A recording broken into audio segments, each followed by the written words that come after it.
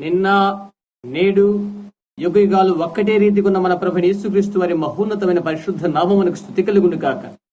ప్రస్తుతం మన వినబోతున్న వర్తమానం సోదరి విలియం మ్యారన్ బెన్హామ్ గారు 1955వ సంవత్సరంలో అమెరికా దేశంలోని ఇలినాయిస్ చికాగోలో ప్రసంగించిండేది. దాని ఇప్పుడు తెలుగు అనువాదంతో వినబోతున్నాం. వర్తమానం పేరు how the Angel came to me and his commission. దేవదూత నన్ను ఎలా దర్శించినది మరియు ఆయన నాకు ఇచ్చిన ఆజ్ఞ. సహోదరులు క్రమముగా ఉండుట, ఇక్కడ అనేకమైన టేప్ రికార్డులు క్రింద పెట్టబడి ఉంట నేను చూస్తున్నాను. బహుశా దీనిని అవన్నీ స్వీకరిస్తవి. పరిశుద్ధాత్మ మీతో ఏమి చెప్పినది మీరు అది తెలుసుకోవాలనుకున్నట్లయితే ఇక్కడ సహోదరుల యొద్ద టేప్ రికార్డులు ఉండటం గమనిస్తున్నారు కదా. వారు వెనుకకు వాటిని మరలుస్తారు. ఖచ్చితంగా మీ సమస్యని మీరు పరిష్కరించవచ్చును. అది చెప్పబడిన రీతిగా జరిగినదో లేదో అది మీరు గమనించండి. చూశారా, యెహోవా ఇలాగు సెలవిచ్చుచున్నాడు అన్నది మీరు తెలుసుకోగలరు. ఏదైనా విషయంలో ఇది ఈ విధంగా అని అనుకున్నట్లయితే అది సరైనదా కాదా అని దాన్ని సరిచేసి చూడండి. చూశారా, అది ఎల్లప్పుడూ ఆ విధంగానే ఉంటున్నది. ఇప్పుడు పూర్వపరాలను కొద్దిగా వివరణ చేద్దాము. యెహోవా ఇలాగు సెలవిచ్చుచున్నాడు అన్నది మీరు తెలుసుకోగలరు. ఇంటి వద్ద ఉన్నట్లుగానే తలంచి నేను నా కెంటికి వ్యాకరణాన్నే వాడుతాను. కెంటుకును నేను ఎప్పుడూ త్రోసిపుచ్చను. కెంటుకు వారెవరైనా ఇక్కడ ఉన్నట్లయితే, కెంటుకు నుండి వచ్చిన వారెవరైనా ఇక్కడ ఉన్నట్లయితే చేయి చూయించండి. నేను ఇంటిలో ఉన్నట్లుగానే తలస్తున్నాను. అవును కదా, ఎంతో అమూల్యమైన విషయం. మా అమ్మ ఒక పూటకు రైలు నడుపుతూ ఉండేది. చూడాలని నేను ఒక రోజు అక్కడికి వెళ్ళాను. ఒక పెద్ద బల్ల ఒకటి వేయబడి ఉండి అనేక మంది అక్కడ భోంచేస్తున్నారు. నేను ఇలా అడిగాను, కెంటుకీకి సంబంధించిన వారు ఎంతమంది ఇక్కడ ఉన్నారో నిలబడండి అని అన్నాను. అందరూ నిలబడ్డారు. ఆ రాత్రి నా సంఘానికి వెళ్లి కెంటుకు నుండి వచ్చిన వారు ఎంతమంది ఇక్కడ ఉన్నారు అని అడిగాను. అందరూ నిలబడ్డారు. భలే, మంచిది, చాలా బాగుంది అని నేను చెప్పాను. మిషనరీలు చాలా మంచి పని చేశారు, అందుకు ధన్యవాదాలు చెల్లిస్తున్నాను. ఇప్పుడు రోమా పత్రిక 11వ అధ్యాయము 28వ వచనము. లేఖనము చదువుతున్నప్పుడు జాగ్రత్తగా వినండి. సువార్త విషయమైతే వారు మిమ్మును బట్టి శత్రువులు కాని, ఏర్పాటు విషయమైతే పితరులను బట్టి ప్రియులై ఉన్నారు. ఎలయనగా దేవుడు తన కృపావరముల విషయములోను పిలుపు విషయములోను పశ్చాత్తాపపడడు. ప్రార్థించుకుందాము. ప్రభువా, మేమీ రాత్రి భయభక్తులతో దీన్ని సమీపిస్తున్నాము. సహాయము చేయండి. సంపూర్ణ హృదయముతో యథార్థతతో సమీపిస్తున్నాము. కేవలము మీ మహిమ కొరకే ఈ విషయాలు చెప్పబడినవి. ప్రభువా, నాకు సహాయము చేయండి. ఎలా చెప్పాలో, ఏమి చెప్పాలో అలాంటివి నా మనసులో కేంద్రీకరించండి. అది నీ సమయమైనప్పుడు ఆపివేయండి. ఈ సభికులలో అవసరాలతో ఉన్నవారు, వ్యాధులతో ఉన్నవారు, వారు ఉపయుక్తము కొరకై ప్రతి వారి హృదయము వీటిని స్వీకరించును కాక. యేసుక్రీస్తు నామమున ప్రార్థిస్తున్నాను. ఆమేన్. మన ఈ కొద్ది మందితోనే నేను ఈ పాఠ్యాంశాన్ని ఆరంభించాలనుకుంటున్నాను. ఇంకా మిమ్మల్ని ఇక్కడ ఎక్కువ సమయము ఉంచకుండా ప్రయత్నిస్తాను. నా గడియారాన్ని ఇక్కడ పెట్టుకుని మంచి సమయంలోనే మిమ్మల్ని విడిచిపెట్టడానికి ప్రయత్నం చేస్తాను. అందుచేత రేపు రాత్రికి మరలా చేరుకోగలుగుతారు. మీరు ప్రార్థనలో ఉండండి. మా అబ్బాయి కార్డులు కూడా ఇవ్వలేదనుకుంటాను. అలా చేయమని నేను చెప్పలేదు. వారు అలా చేసినప్పటికీ చేయకపోయినప్పటికీ పర్వాలేదు. ఇక్కడ కార్డులు మా యొద్దనే ఉన్నవి. ఎలాగైనా కొందరిని పిలుస్తాం. బహుశా అలా కాకపోయినట్లయితే పరిశుద్ధాత్మ ఏమి చెప్తారో దాని కొరకై మనం ఎందుకు ఎదురు చూడకూడదు? మీరు జాగ్రత్తగా ఆలకించండి. ఇక్కడ ఉన్నటువంటి కొద్ది మందైన మనకు ఇది శ్రేష్టమైన సమయం అని చెప్పవచ్చును. ఎందుకనగా ఇది నా యొక్క వ్యక్తిగతమైన స్థితిని గూర్చిన చర్చనీయాంశమై ఉన్నది. ఆ కారణము చేతనే నేను ఈ రాత్రి లేఖనాన్ని చదివాను. అందుకు కారణం కృపావరములను, పిలుపును వారి యోగ్యతను బట్టి అనుగ్రహించబడు లేదని మీరు అది గ్రహించాలని ఈ లేఖనాన్ని చదివింటుని పౌలిక్కడ ఇలా మాట్లాడుతున్నాడు. సువార్త వెలుగులో యూదులు మన నిమిత్తమై దేవుని నుండి గ్రుడ్డివారైపోయారు. అయితే దానికి ముందున వచనం ఏమని చెప్పబడుతుందనగా, ఇశ్రాయేలు జనులందరూ రక్షింపబడుదురు. ఏర్పాటు ప్రకారముగా ఇశ్రాయేలు జనులందరూ రక్షించబడతారు. తండ్రి అయిన దేవుడు వారిని ప్రేమించి అన్యులమైన మనకు స్థానము సంప్రాప్తమగుడు కొరకై వారిని గుడ్డివారిగా చేశాడు. అది ఎట్లనగా అబ్రహాము ద్వారా అతని సంతానము ఆయన వాక్య ప్రకారముగా సర్వ ప్రపంచాన్ని ఆశీర్వదించును. దేవుని యొక్క సత్తాధికారం ఎంత గొప్పదో చూడండి. ఆయన వాక్యమే తుది కలిగి ఉంటుంది. ఆయన మరొక్కడి కాలేడు. ఆయన మనలను ఏర్పాటు చేసుకున్నాడు. ఆయన యూదులను ఏర్పాటు చేసుకున్నాడు. ఇవన్నీ కూడా దేవుని భవిష్యత్తు జ్ఞానమునందే ఉండి ఉన్నవి. ఏమి కావాలని ఆయన పలికి ఉండెను, వాటిని ముందుగానే ఆయన ఎరిగి ఉండెను. దేవుడు ఆయన దేవుడు కొరకై అంతమును గూర్చి ఆయన ఆరంభమునందే ఎరిగి ఉండెను కనుక ఆయన హద్దులు గల దేవుడు కాదు. ఎవ్వరూ నశించడం దేవునికి ఇష్టం లేదు, నిజంగా ఇష్టం లేదు. ఎవ్వరూ నశించుటకు ఆయన ఇష్టపడ్డాడు. అయితే ఆరంభమందు దినముల ఆరంభమప్పుడు ఎవరు రక్షించబడతారో ఎవరు రక్షింపబడరో దేవునికి తప్పక తెలుసును. ప్రజలు నాశనము కావాలని ఆయన ఆశించడు. ఎవ్వరునూ నశించుటకు ఆయన ఇచ్చయించడు. ప్రతి ఒక్కరిని రక్షించడం ఆయన చిత్తమే. అయితే ఆరంభము నుండి ఎవరు రక్షించబడతారో ఎవరు రక్షింపబడరో ఆయనకు తెలుసు. అది కలుగునుగాక ఇది కలుగునుగాకని, లేక ఇది ఇలాగుంటున్నది ఈ వ్యక్తి ఇలాగునని ఆయనకు తెలుసు. ఆయన అతీతుడైన వాడు కనుక ఆయన ముందుగానే ఎరిగి ఉండెను. వాటి అర్థం ఏంటో నీకు తెలిసి ఉంటే అది నిజమే అవుతుంది. ఆయనకు తెలియనిది ఏదీ లేదు. గమనించు, ఆయనకు తెలియను కాలానికి ముందున్నది ఏదీ లేదు, ఆ తర్వాత ఇంకొక కాలము లేదు. చూడండి, ఆయనకు సమస్తమును తెలుసును. ప్రతి వస్తువు ఆయన మనస్సులో ఉన్నది. కాబట్టి రోమా 8:9 అధ్యాయంలో పౌలు చెప్పిన రీతిగా ఆయనక నేరము మోపనేలా. అందుచేత మనం ఇది చూద్దాం. సువార్త ప్రకటించడం ఎలాగో అలాగే ఒకరు అడిగారు ఇలాగునా, సోదర బ్రహ్యాం నీవది నమ్ముతున్నావా అని. చూడు అని నేను అన్నాను, నీవు కాల్వనిస్ట్ వాడవై ఉంటావు అని అన్నాడు అతడు. బైబిల్లో కాల్వనిస్ట్ అనేవాడు ఎంతకాలముండునో నేనెంతకాలము కాల్వనిస్టునే. చెట్టుకు ఒక శాఖ ఉన్నది, అది కాల్వనిస్ట్ యొక్క నమ్మకం. అనేకమైన శాఖలు కూడా చెట్టుకుంటవి కూడా. ఒక చెట్టుకు ఒకటి కంటే ఎక్కువ శాఖలు ఉంటవి. నిత్యత్వను కూర్చిన భద్రత కోసము అతడు దాని కొరకై ప్రాకులాడుతున్నాడు. ఆడు తర్వాత జాగ్రత్తలోనికి నీ వెళ్తావు, ఆ తర్వాత ఎక్కడో రాలిపోతావు. దానికి అంతమనేది లేదు. అయితే నీవు కాల్వినిజమును గూర్చి అలా వెళ్ళినట్లయితే వెనుకగా వచ్చి ఆర్మినిజమును గూర్చి ఆరంభించు.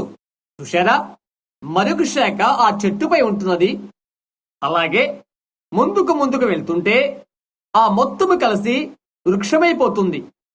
అందుచేత కాల్వినిజం లేఖనంలో ఉన్నట్లయితే నేను అది నమ్ముతాను.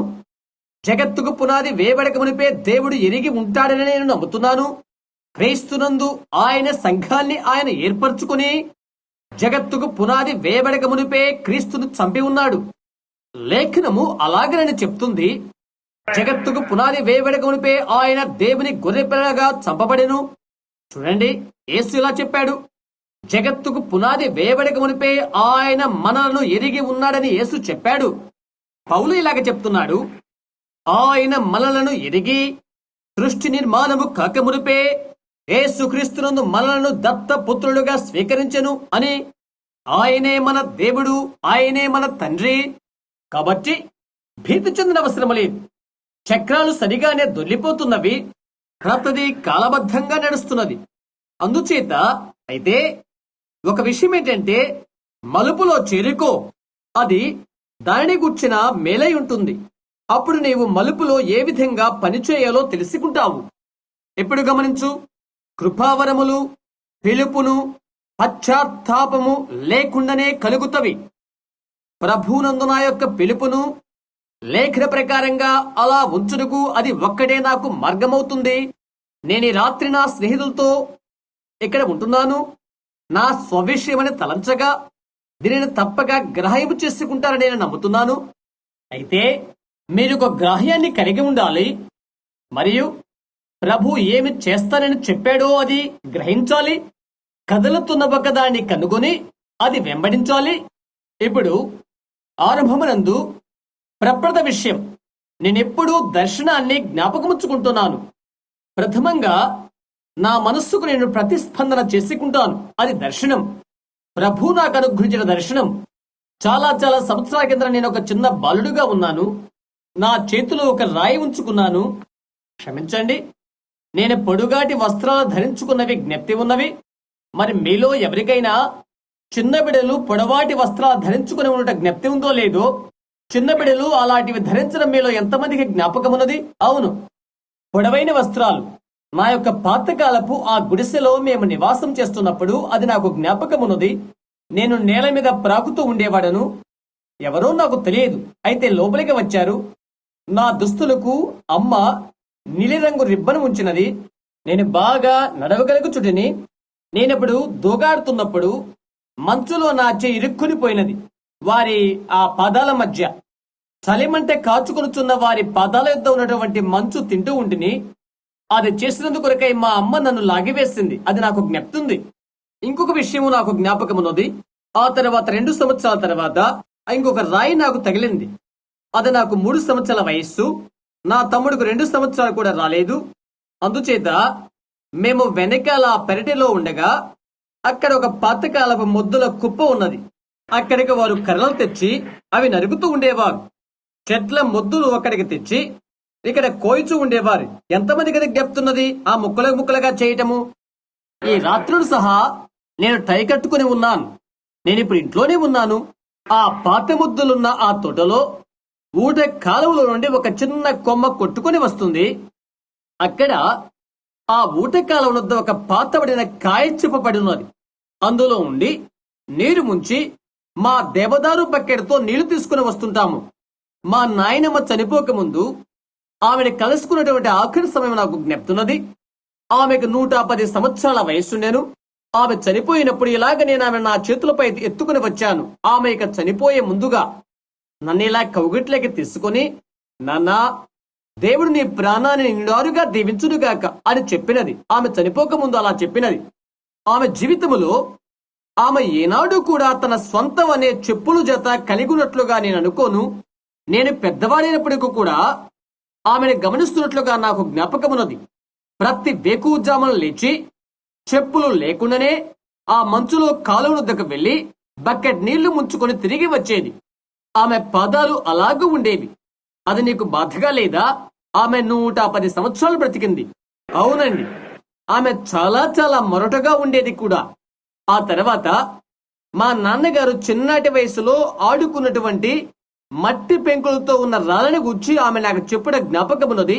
ఆ బలహీనమైన పాతకాలపు విషయం నేను తలుస్తుంటే ఆ అటక మీద నుండి ఆమె ఎలాగ లేచేది? ఆ పాతవైన 2 గదులు, దానిపైన అటక ఉన్నది. 2 మొక్కలు పడగొట్టి ఎక్కిపోడు కొరకై ఒక నిచ్చెన తయారు చేసుకున్నారు. ఆమె నాతో చెప్పినది, నీవు రాత్రి భోంచేసిన తర్వాత మీ నాన్నగారి మట్టి పెంకులు చూయిస్తాను నేను. సరే అని అన్నా నేను. పాతకాల వాళ్ళంతా ఎలా ఉంచుకుంటారో అలాగే ఆమె పైన పెట్టుకున్న వస్తువులన్నీ ఒక ఇనుపు పెట్టెలో ఉంచి నాకు చూయించబోతున్నది. నేను అనుకున్నాను, ఆ వస్తువులన్నీ నిచ్చెన మీదకెక్కించి అక్కడ ఎలా పెడతారో ఈ లోకములో అని నేను అనుకున్నాను. నేనెక్కడకు చేయి పెట్టుకుని ఇలా అడిగాను. నేను చెప్పాను, ఇక్కడ ఆగు మా అమ్మ, నేనెక్కి నీకు సహాయం చేస్తాను అని అన్నాను. ప్రక్కకి తప్పుకో అందామె. ఉడుతమారిగా నిచ్చెన ప్రకేసింది. వచ్చేసాయి అని అంది. సరే నానమ్మ అని అన్నాను. నేను అనుకున్నాను, అయ్యో, నేను కూడా అలాగ ప్రాగితే 110 సంవత్సరాల వయసులో ఆ బలము ఉంటే ఆ చిన్న నీటి ఊట దగ్గర నాకు ఒకటి జ్ఞాపకం ఉన్నది. నా యొద్ద ఒక రాయి ఉండేది. నేను దాన్ని అలా త్రోసివేస్తూ నా చిన్న తమ్మునికి నా బలమెంతో చూపుతూ ఉండేవాడను. చెట్టు మీద ఒక పక్షి అలా సునాదం చేస్తూ కూతలు కూస్తూ ఉండేది. అది ఒక చిన్న పాలపిట్ట. ఆ చిన్న పాలపిట్ట నాతో మాట్లాడుతున్నదా అని అనుకునేవాడను. నేను అలా తిరిగి వినబోతుండగా అది ఎగిరిపోయేది. ఒక స్వరం ఇలా చెప్పబడినను, న్యూ ఆల్బనీలో నీ జీవితకాలం ఎక్కువ గడుపుతావు అని చెప్పబడినది. నేను పుట్టిన ప్రాంతానికి అది 3 మైళ్ళ దూరం ఉంటున్నది. సంవత్సరమైన తర్వాత మేము అక్కడికి వెళ్ళాము. మేమెన్నడూ ఊహించలేదు, కానీ న్యూ ఆల్బనీకి వెళితమి. జీవితంలో అలాంటి విషయాలు. సరే చూడండి, వారంతా భక్తి సంబంధమైన ప్రజలు కాదు. మా అమ్మ నాన్నగారులు ఆలయానికి వెళ్ళలేదు. అంతక్రితం వారంతా కథోలిక్ వారు. మా చిన్న మేనల్లుడు ఈ రాత్రి ఇక్కడెక్కడో కూర్చుని ఉంటాడు అని తలస్తున్నాను నేను. నాకైతే తెలియదు. అతడు ఒక సైనికుడు. నేను అతని కొరకై ప్రార్థిస్తున్నాను. కథోలిక్కు వానిగానే జన్మెత్తాడు, ఇంకా కథోలిక్కు వానిగానే ఉంటున్నాడు. ఈ ఆఖరి కుటుంబంలో అతను ఇక్కడ ఉన్నప్పుడు దేవుని యొక్క ఆ విషయాలు అతను చూశాడు. వేదిక యొక్క వద్ద అతను నిలబడి ఉండగానే చూశాడు. అక్కడ నిలబడి ఇలా అన్నాడు. విదేశాలకు అతను ఎప్పుడో వెళ్ళాడు. అతను నాతో అంటున్నాడు, బెల్మామ గారు, నేనది చూచినప్పుడు కథోలిక సంఘములో ఇలాంటివి జరగవు అని చెప్పాడు. బెల్మామ, నీవు చేసింది సత్యమే అని చెప్పాడు. నేనన్నాను, నాన్నా, నేను కాదు సత్యము, ఆయనే సత్యం అని చెప్పాను. ఆయనే సత్యం. నేనన్నాను, మెల్విన్, నేనేమి చేయమని నేను అడగట్లేదు. అయితే నీ పూర్ణ హృదయముతో ప్రభుని యేసుక్రీస్తును సేవించు. నీవెక్కడికి వెళ్ళాలో అక్కడికి వెళ్ళు అని నేను చెప్పాను అతనికి. అయితే ఒకటి మాత్రం నీ హృదయంలో నిర్ణయించుకో, యేసుక్రీస్తును నూతనంగా నీ హృదయంలో జన్మించాడని. చూడు, నీ హృదయములో ఆ తర్వాత నీవే సంఘానికైనా వెళ్ళు. నాకు ముందున్న వారంతా కథోలిక్ వారే. నా తండ్రి ఐరిష్ వాడే, నా తల్లి ఐరిష్ వారే. ఆ ఐరిష్ రక్త మార్పు ఎదనగా మా నాన్నను చెరికో ఇండియావాసి, నా తల్లి కేవలం సగము జాతి విత్తనమై ఉంటున్నది. మా వంశం 3 తరాల తదుపరి అది ఆరిపోయినది. అయితే ఆ ఒక్క తేడాయే ఖచ్చితంగా ఐరిష్ ఆర్వే బ్రెన్హాం పేరవుతున్నది. దానికి ముందు లియోనులు, ఇప్పటికి వారు ఐరిష్ వారే. అయితే వారంతా కథోలిక్ వారు. అయితే నేను బిడ్డలమైన మాకెటువంటి విద్యా తద్భీతులు లేనేలేవు. అయితే ఆ కృపావరాలు, ఆ దర్శనాలు నేను ఈ రోజున ఎలాగ చూస్తున్నానో అప్పటి నుండి అవి అలాగే చూస్తుండేవాడను. అవునది వాస్తవం. ఎందుకంటే కృపావరములు, పిలుపు పశ్చాత్తాపము లేకుండానే కలుగుతవి. దేవుని యొక్క భవిష్యత్తు జ్ఞానాన్ని బట్టి దేవుడు ఏదో ఒకటి చేస్తాడు. అప్పటి నుండి నా జీవితములో దానిని గురించి ఏదైనా చెప్పుటకు భయపడుతుండేవాడను. యేసుక్రీస్తు నిన్న, నేడు, యుగ యుగములు ఒక్కటి రీతిగా ఉన్నాడని చిన్న పుస్తకంలో నా కథ మీరు విని ఉంటారు. ఇతరమైన వాటిలో కూడా అది కలదా అనుకుంటున్నాను. అవునా జీన్? ఇప్పుడు మన దగ్గర ఉన్న పుస్తకంలోనా లేక క్రమంగా ఉన్న పుస్తకాల్లోనా జీవిత చరిత్ర ఉంది? అది ఇందులోనే అనుకుంటున్నాను. నన్ను గూర్చి నా స్వంత పుస్తకాలే చదవలేదంటే విడ్డూరంగా లేదా? అయితే వాటిని ఇంకొకరు వ్రాయాలి. కూటాల్లో జరిగినది ఏదో ఒకటి వారు తీసుకుని వ్రాస్తారు. తద్వారా నేను ఏదో ఒకటి జరగాలని ఆశిస్తుంటాను. కనుక అవి బాగానే ఉన్నవి. వాటిలో ఇక్కడెక్కడ కొద్ది కొద్దిగా చదువుతున్నాను. తరుణం దొరికినప్పుడెల్లా అలా చేస్తుంటాను. సరే, ఎలాగైతేనే ఒక చిన్న బిడ్డనైన నాతో ఆ దర్శనం ఎలా మాట్లాడిందో తెలుసా? నేను 7 సంవత్సరాల వయస్సు వాడును. ఆయన నాతో ఇలా చెప్పారు, మద్యపానం సేవించడం ద్వారా, పొగ త్రాగుడు ద్వారా నీ దేహాన్ని నీవు అపవిత్రపరచుకోవద్దు. నీవు పెద్దవాడైన తర్వాత నీ కొరకు ఒక పని నియమించబడినది. అది ఆ పుస్తకంలో చెప్పబడటం మీరు విని ఉంటారు. అవును, అది యథార్థమే. ఎప్పుడూ అలా జరుగుతూ ఉండేది. నేను దైవ సేవకుడైన తర్వాత అది ఎల్లప్పుడూ అలాగే జరుగుతూ ఉండేది. మన ప్రభుని యేసును ఒక రాత్రి నేను చూశాను. పరిశుద్ధాత్మ ద్వారా అనుమతి తీసుకుని ఉన్నానని నమ్మి ఇది చెప్తున్నాను. వచ్చిన ప్రభు యొక్క దూత ప్రభుని యేసు కాదు. ఆ దర్శనములో ఆ దూత ఆయన వల్లే కనిపించట్లేదు. దర్శనములో ప్రభుని యేసు నేను చూడగా ఆయన చిన్న మనిషి ఉన్నాడు. నేను పొలములో ఉండి మా నాన్న కొరకు ప్రార్థిస్తూ ఉన్నాను. నేను లోపలికి వచ్చి పడక మీద పండుకొని ఉన్నాను. నేను ఆ రాత్రి ఆయన వైపు అనగా మా నాన్న వైపు చూస్తూ, ఓ దేవా, ఆయన రక్షించు అని అడిగాను. మా అమ్మ ముందుగానే రక్షించబడింది. నేనే ఆమెకు బాప్తిసమిచ్చాను. ఆ తర్వాత నేను అలా అనుకున్నాను, ఓ మా నాన్న ఎక్కువగా త్రాగేవాడు. నేను ఆయన ప్రభుని యేసును అంగీకరించినట్లుగా చేస్తే అని అనుకున్నాను. నేను బయటికి వెళ్లి గది ముందరనున్న వాకిల దగ్గర చాప పైన పండుకొని ఉన్నాను. ఎవరో నాతో ఇలా చెప్పారు, లేచి నిలబడు అని. నేను లేచాను. నడుచుకుంటూ వెళ్లి నా వెనుకాలన్న చీపురు పుల్లల పొలములోకి వెళ్ళాను. నా ముందర 10 అడుగుల ముందరగానే ఒక మనిషి నిలబడి ఉన్నాడు. తెల్లటి బట్టలు ధరించిన ఒక చిన్న వ్యక్తి. ఆయన తన చేతులు ఇలా కట్టుకుని ఉన్నాడు. భుజాల మీదకి తల వెంట్రుకలు వేలాడుతున్నవి. చిన్న గడ్డము. ఈ విధంగా ఓరగా నా వైపు చూస్తున్నాడు.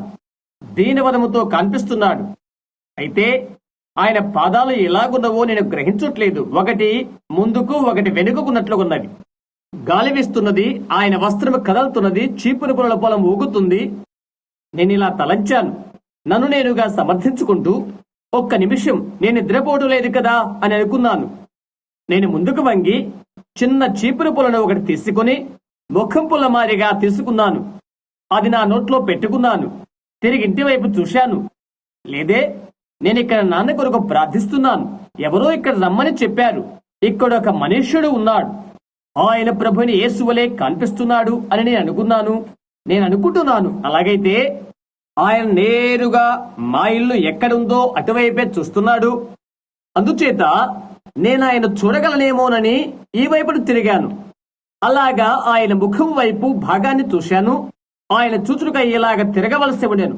తిరిగి ఇలా చెప్పాను, ఆయన కదలనే లేదు. నేను ఆయన పిలవాలనుకున్నాను. యేసు అని అన్నాను. ఆయన అలాగా వెనుకకు తిరిగి చూశాడు. ఆయన చేతులు అలా చాచాడు. అది మాత్రం నాకు జ్ఞప్తున్నది. ఆయన పటమును చిత్రీకరించడానికి లోకంలో ఏ చిత్రకారుడు లేడు. ఆయన ముఖ కవకలకలు చిత్రించుటకు ఎవరూ లేరు. నేను చూచినంత మట్టుకు హాఫ్మన్ యొక్క 30 సంవత్సరాల క్రీస్తు శిరస్సు ఎలాగున్నదో అలాగ ఉన్నాడు ఆయన. నేను ఉపయోగించే అన్ని కాగితాలపైన నేనది ఉంచి ఉన్నాను. ఎందుకంటే అది అలాగే కనిపిస్తుంది కాబట్టి. చాలా దగ్గరగా ఉన్నట్లు అనిపిస్తుంది. భూమికి అంతం ఆసన్నమైనప్పుడు దానితో మాట్లాడుతున్నటువంటి మనుష్యునిగా ఆయన కనిపించాడు. ఆయనను నేను సముదాయించుకునే వరకు ఆయన ఎంతో ప్రేమ కనికరాలతో ఉన్నాడు. తెల్లవారిన తర్వాత నన్ను నేనుగా చూసుకున్నాను. నన్ను నేనుగా చుచ్చుకుంటే పైజామా చొక్కా కన్నీటితో తడిచిపోయినవి. తిరిగి ఆ చీపురు పుల్ల పొలములోనికి నివాసం కొరకై చేరుకున్నాను. సేవకుడైన ఒక స్నేహితునికి ఇది నేను చెప్పాను. అతడు అన్నాడు, సరే బిల్లి, అది నేను పిచ్చివానిగా చేస్తుంది. అది దయ్యం అని అతడు చెప్పాడు. అలాంటి వాటితో నీవు మోసపోవద్దు అని అన్నాడు. ఆ సమయమందు నేను ఒక బాప్టిస్టు సేవకుడును. అటు తర్వాత ఇంకొక నా స్నేహితుని దగ్గరికి వెళ్ళాను. అక్కడ కూర్చుండి దాన్ని గూర్చి అతనికి తెలియచేశాను. నేను అడిగాను ఇలాగన, సహోదరుడా, దాన్ని గూర్చి నీ అభిప్రాయం ఏంటి అని. సరే బిల్లి, నేను చెప్తాను. బైబిల్లో ఉన్నట్లుగా నీ బ్రతుకును నీవు ఖర్చుకుంటూ బోధ చేస్తూ ఉన్నట్లయితే, దేవుని కృపను మొదలైన వాటిని గురించి చెప్తూ వెళుతున్నట్లయితే, నేనేదో ఊహాజనితమైన దానిలోనికి వెళ్ళిపోతాను అని అన్నాడు అతడు. నేను చెప్పాను, అయ్యా, ఏదో ఒక ఊహాజనిత స్థితిలోనికి వెళ్ళాలని కాదు నా తలంపు. అది ఏమై ఉంటుందా అని తెలుసుకోవాలని నా తాపత్రయం అని చెప్పాను. అతడు అన్నాడు, బిల్లి, చాలా కాలం క్రిందట అవి సంఘాల్లో ఉండేవి. అయితే అపోస్తులు గతించిన తర్వాత అవి అంతటితో గతించిపోయినవి అని చెప్పాడు. ఇంకా ఇలా చెప్తున్నాడు, ఇప్పుడు మనం ఇలాంటి విషయాలు చూచినట్లయితే అవి చచ్చిన వారితో మాట్లాడుట దయ్యాలవుతున్నవని అన్నాడు. సహోదర మ్యాకెనీ, అని నీవు అలా అనుకుంటున్నావా అని నేను అడిగాను. అవునండి అని చెప్పాడు అతడు. అయ్యో దేవా, కనికరము చూపుము అని నేను అన్నాను. నేనన్నాను, ఓ సహోదర మ్యాకెనీ, దేవుడు నాకు అలాంటివి దయచేయడేమో. నాతో కలిసి ప్రార్థనలో ఉంటావా? నేను ఆయన ప్రేమిస్తున్నానని నీకు తెలుసు. నేను అలాంటి విషయాల్లో పొరపడను. నాతో ప్రార్థించు అని చెప్పాను. సహోదర బిల్లి, నేను చేస్తాను. కాబట్టి అప్పుడే ఆ పాదిరి గారి గదిలోకి మేము ప్రార్థనకు వెళ్ళాము. ఆ పిదప అనేకులైన సేవకులను అడిగాను. అదే జవాబు వస్తుంది. ఆ తర్వాత వారిని అడగాలంటే భయపడుతూ ఉండేవాడిని. ఎందుకంటే నేను దయ్యమని వారు తలంచెదరని. నేను అలాగూ ఉండాలని అనుకోను. ఒకటేదో జరిగి ఉన్నదని నా హృదయానికి తెలుసు. అంతే, ఏదో ఒకటి నా హృదయంలో జరిగింది. ఆ విధంగా నేను ఎన్నడూ కూడా ఉండాలని నేను కోరుకోను. ఆ తర్వాత కొన్ని సంవత్సరాల తర్వాత నేను ఎక్కడైతే సంఘ సభ్యునిగా ఉంటినో ఆ ప్రప్రథమ బాప్టిస్ట్ చర్చిలో ఒక రోజు నేను ఒకటింటి విని ఒకరి ఇలా చెప్పుకుంటా వింటిని, చూడు, నీవెక్కడకు గత రాత్రి వెళ్లి పరిశుద్ధ గుండ్రాళ్ళ శబ్దం విని ఉండవచ్చు అని. పరిశుద్ధ గుండ్రాళ్ళ అని నేను అనుకున్నాను. వాల్ జాన్సన్ అనే పాటల నాయకుడు ఒకరు నాకు స్నేహితుడు. సహోదర వాల్, అదంటే ఏంటి అని అడిగాను. అది పెంతికోస్తు వాళ్ళ మంద అని చెప్పాడు. ఏంటి అని అడిగాను. పెంతికోస్తు వారు అని అన్నాడు. బిల్లి, నీవెప్పుడైనా చూశావా అని అడిగాడు. వారు నేల మీద పడి దొర్లుతూ క్రిందకు పైకి ఎగురుతూ ఉంటారు అని చెప్పాడు. వారేదో ఒక రకమైన అర్థం లేని అన్య భాషలతో మాట్లాడతారని చెప్పుకుంటారు. వారు రక్షింపబడిన వారు కాదు అని చెప్పాడు. వారు ఎక్కడ ఉన్నారు అని అడిగాను. ఓ, అక్కడ చిన్న గుడారాలు వేసి కూటాలు జరిగిస్తున్నారు. లూయిస్ విల్లకు ఆ ప్రక్కన. బహుశా నల్లజాతి వారు కావచ్చు అని అన్నాడు. అవునా అని నేను అన్నాను. చాలా మంది తెల్లవారు కూడా అక్కడ ఉన్నారు అని చెప్తున్నాడు. నేను అడిగాను, వారు కూడా అది చేస్తున్నారా? అవునవును, వారు కూడా చేస్తున్నారు అని చెప్పాడు. అరే, వింతగా ఉందే, అలాంటి వారితో వీరు కలిసిపోవడం వింతగా ఉందే అని అన్నాను. ఒక ఆదివారం ఉదయాన అలాంటి విషయాలే మనకు కావాలి అని అన్నాను. నేను దాన్ని ఎన్నడూ మరవలేను. అతను తనకున్న అజీర్ణము చేత ఎండిన నారింజపై తోలు తింటున్నాడు. నిన్నటి దినానాది ఎలాగుందో అలాగే చూడగలను. నేను అనుకున్నాను, ఏదో ఒక రకమైన అర్థములేని మాటలు క్రిందకు పైకి ఎగరడం, ఇక ఆ తర్వాత ఎటువంటి భక్తిని వారు పొందుకుంటారో అని అనుకుని ఇక వెళ్ళిపోయాను. ఆ తర్వాత నేను ఒక వృద్ధుని కలిశాను. ఆయన ఇప్పుడు ఇక్కడే ఉన్నారు, లేక సంఘమునందే వారు ఉంటున్నారు. ఆయన పేరు జాన్ రైన్. పొడవాటి గడ్డము, పొడవాటి శిరోజనాలు అతను కలిగి ఉంటున్నాడు. బహుశా ఇక్కడ ఉండి ఉండవచ్చును. దావీదుపురమైన బెంటిన్ హార్బర్ నుండి ఇక్కడికి వచ్చి ఉంటారనుకుంటున్నాను. లూయిస్ విల్లో వారికి ఒక స్థలం ఉన్నది. ఆ స్థలాన్ని వారు ప్రవక్తల పాఠశాల అని అక్కడ వారు పిలుచుకుంటున్నారు. అందుచేత అదేంటో తెలుసుకోవాలని నేను అక్కడికి వెళ్ళాలని తలంచాను. సరే, ఎవరు కూడా అక్కడ నేలపైన దొల్లడం నేను చూడలేదు. అయితే వారికి ఒక విచిత్రమైన సిద్ధాంతాన్ని వారు కలిగి ఉన్నారు. అక్కడే నేను ఈ వృద్ధుడైన ఈ మనిషిని కనుగొన్నాను. అతడు తన స్థలానికి నన్ను రమ్మని ఆహ్వానించాడు కూడా. నేను సెలవుల్లో అక్కడికి వెళ్ళాను. ఒక రోజు నేను ఇక్కడ ఉండి అతని ఇంటికి వెళితని అతడు వెళ్ళిపోయాడు. ఇండియానా పోలీసులకు ఎక్కడికో వెళ్ళాడు. ప్రభు అతని భార్యను తీసుకున్నాడు అని చెప్పబడినది. ఆ మనుష్యుడు అలా పరిగెత్తుతాడని నీవు అనుకుంటున్నావా అని నేను అన్నాను. ఆమె చెప్పినది, ఓ, ఆయన దేవుని సేవకుడు. కొన్ని వారాల క్రితమే ఆ బలహీనమైనది మృతమైపోయినదని నేను విన్నాను. అతన్ని ఆమె ఎంతగానో సన్మానించేది. అయ్యో, అలాంటి భార్యనే కలిగి ఉండాలి. అవును, అది వాస్తవం. వాస్తవం ఎలాగైనా అతడు సరైన వాడే. నేను అన్నాను, సరే సహోదరు రాయ్, నీవెక్కడనే ఉన్నావా? అతను ఎక్కడ లేడు. క్రితం దినమున్నాడు. అబ్బాయిలు అవునా? అవును, వారేది కలిగి ఉంటారో దానితోనే వారు తమ జీవనము గడుపుతుండేవారు. భోంచేయడికైనా ఇంట్లో ఏమీ ఉండేవి కావు. అవునది వాస్తవము. మిషిగన్లోని ఒక ఏటులోకి వెళ్లి నేను కొన్ని చేపలు పట్టుకుని తీసుకొని తిరిగి నేను ఆ స్థలానికి వచ్చాను. చేపలు కాల్చడానికి వారింట్లో ఎలాంటి క్రొవ్వు లేక గ్రిసు కూడా లేదు. నేను అడిగాను, ఇంట్లో ఏమీ లేకుండా నిన్ను వదిలిపెట్టిపోయాడా అని అడిగాను. ఓ, అయితే సహోదరా బిల్, అతడు దైవ సేవకుడు. సరే, నీ పురాతన కాలపు హృదయం దీవించబడును కాక. సహోదరుడా, నేను ఈ ప్రక్కనే ఉంటాను. అవునా? నీ భర్తను గుర్చి నివారగా తలంచు. అందుకొరకై నీతో ఏకీభించి నీ ప్రక్కనే ఉంటాను. అవును, ఈనాడు అలాంటి స్త్రీలు ఎందరో మనకు అవసరమై ఉన్నారు. అలాంటి భార్యలు ఉండాలని ఆశిద్దాం. అలాంటి భార్యాభర్తలు ఉన్నట్లయితే అమెరికా ఎంతో శ్రేష్టమైనదిగా తయారవుతుంది. హీనమైన ఘనమైన వారితోనే ఉండు. అందును బట్టి అనేకములైన విడాకులనేవి ఉండబోవు.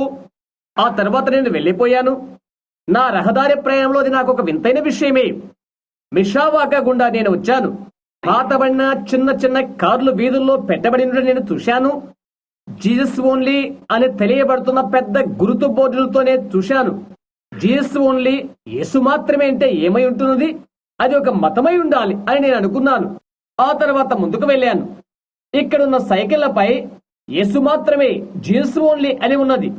కేడిలాక్స్ కార్ల మీద, మోడల్ T4 కార్ల మీద యేసు మాత్రమే, జీసస్ ఓన్లీ అని ఉన్నది.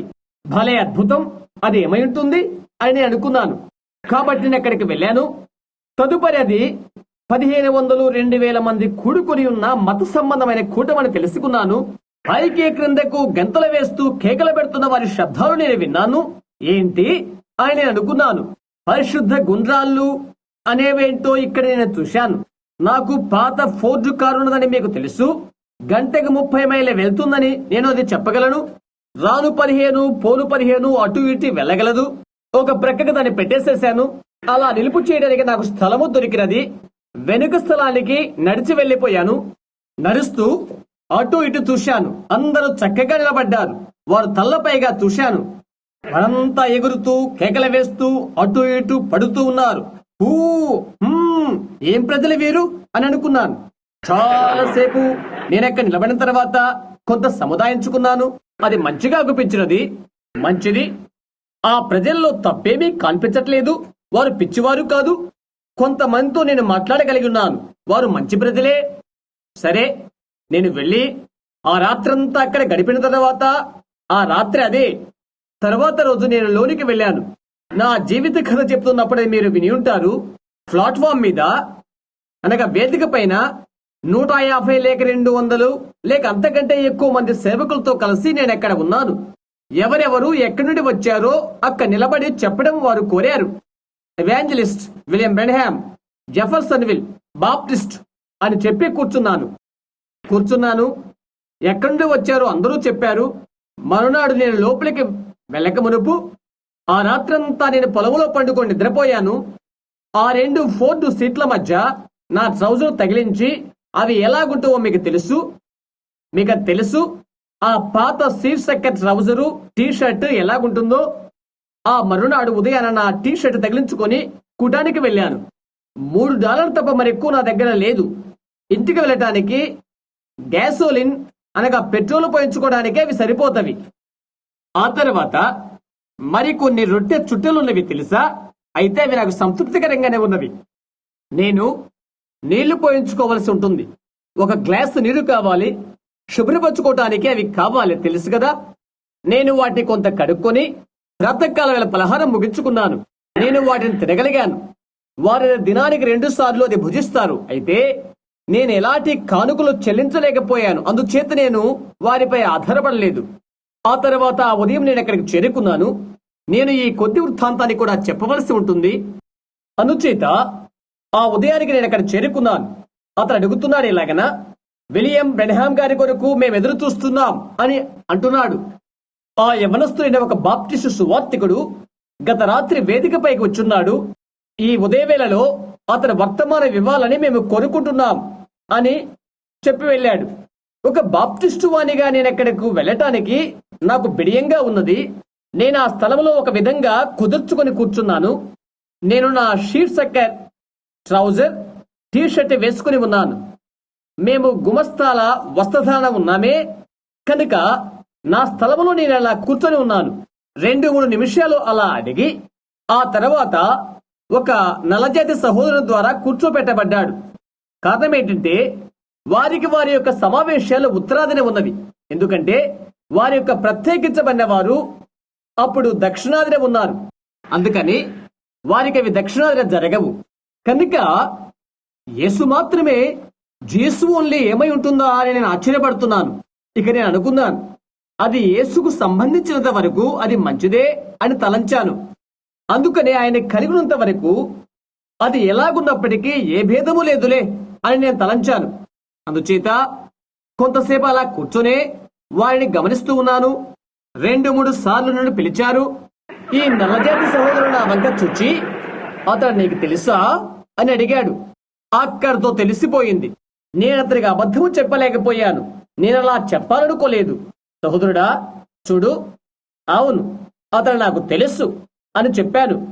మంచిది, వెళ్ళు అతను తీసుకురా అని అన్నాడు.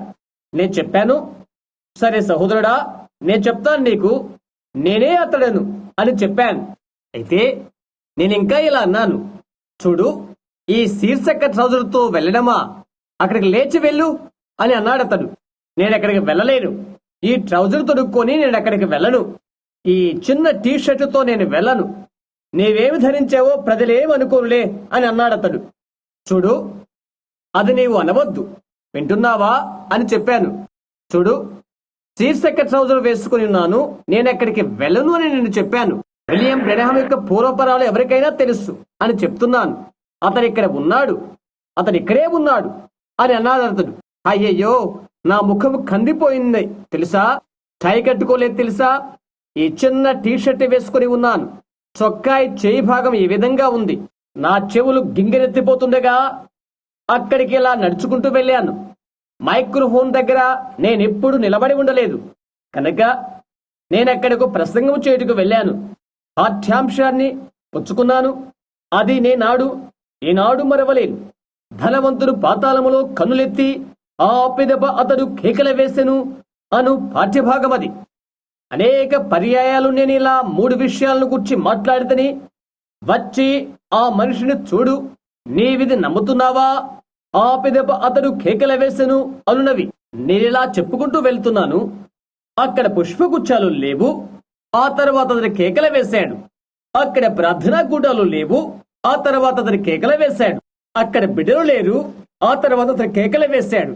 సంగీత గానాలు లేవు. ఆ తర్వాత అతడు కేకలు వేశాడు. అటు తర్వాత నేను కేకలు వేశాను.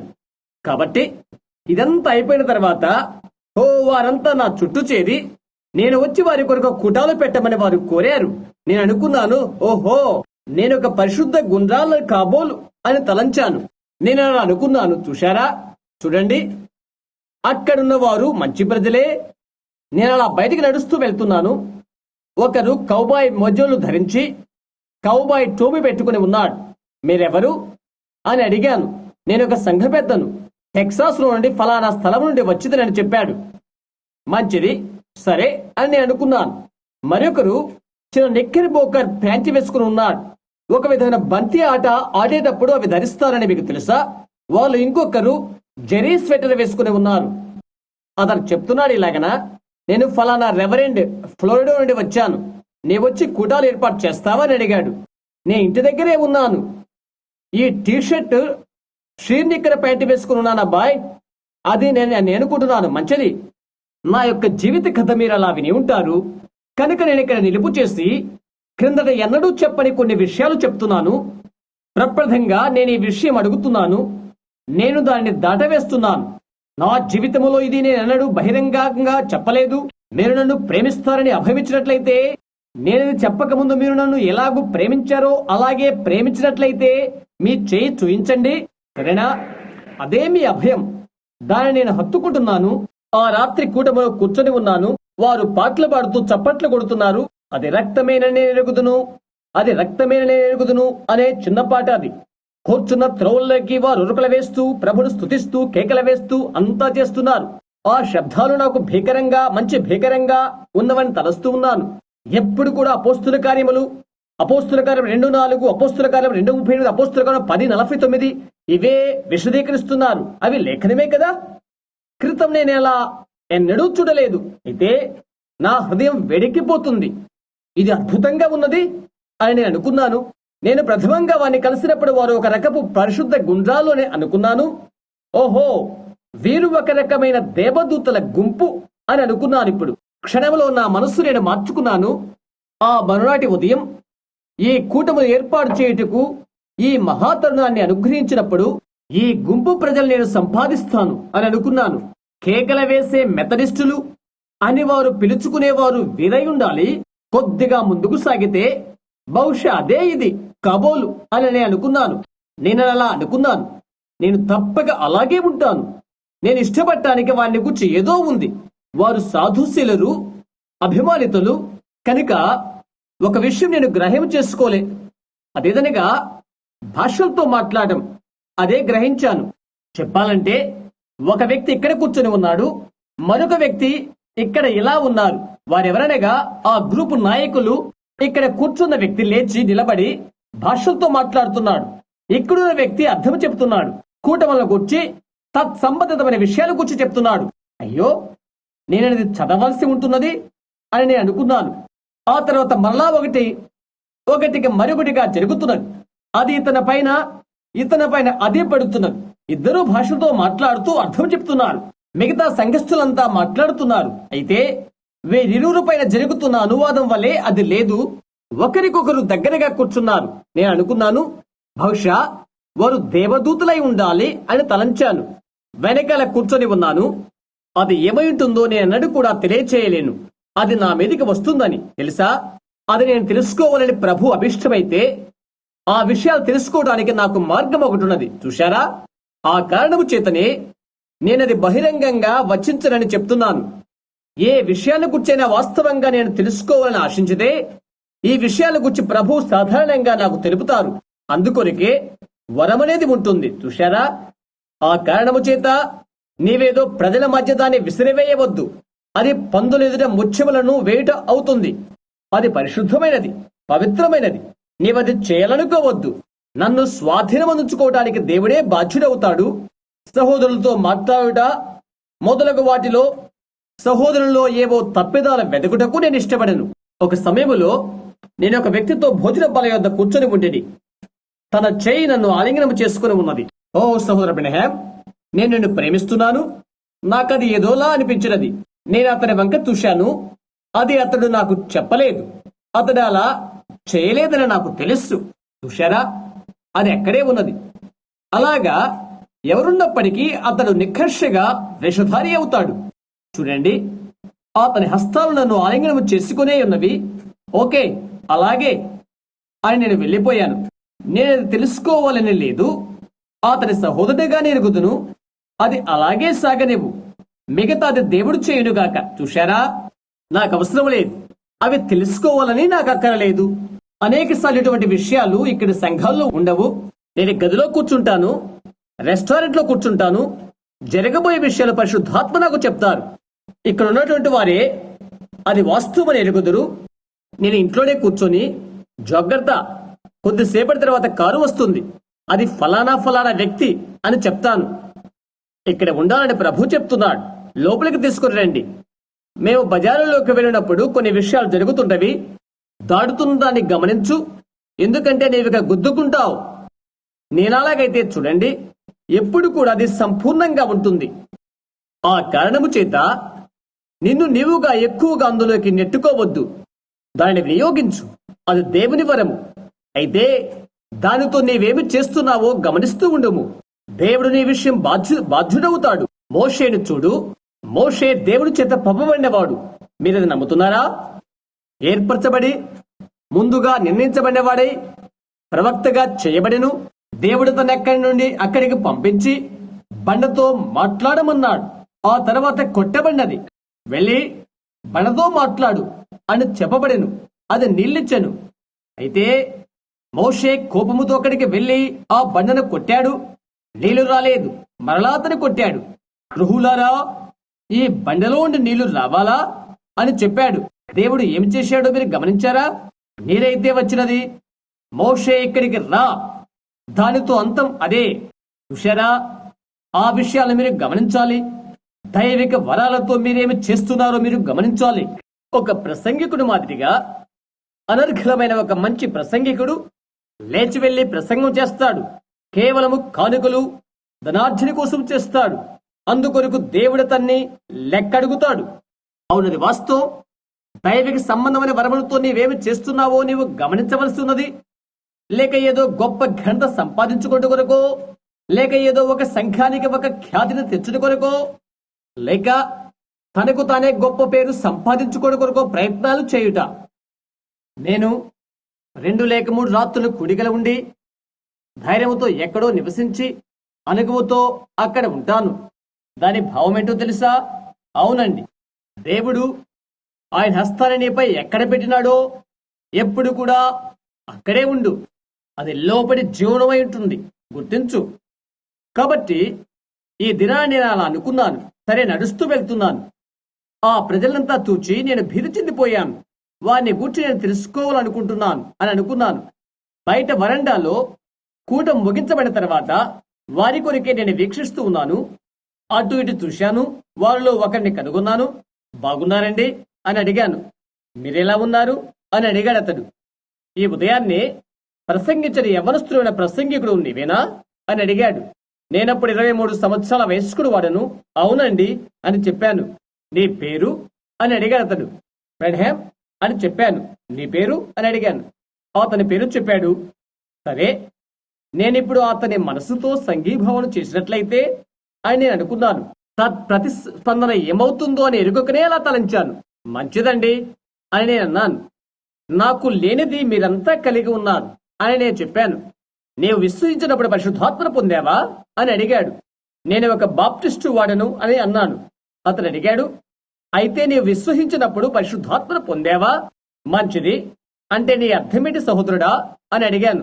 మీరంతా ఏమి కలిగి ఉన్నారో అది నాకు లేదు, అది మాత్రం నాకు తెలుసు అని నేను చెప్పాను. ఎందుకంటే మీరేదో బలమైనది ఒకటి కలిగి ఉన్నారు అది అని నేను అన్నాను.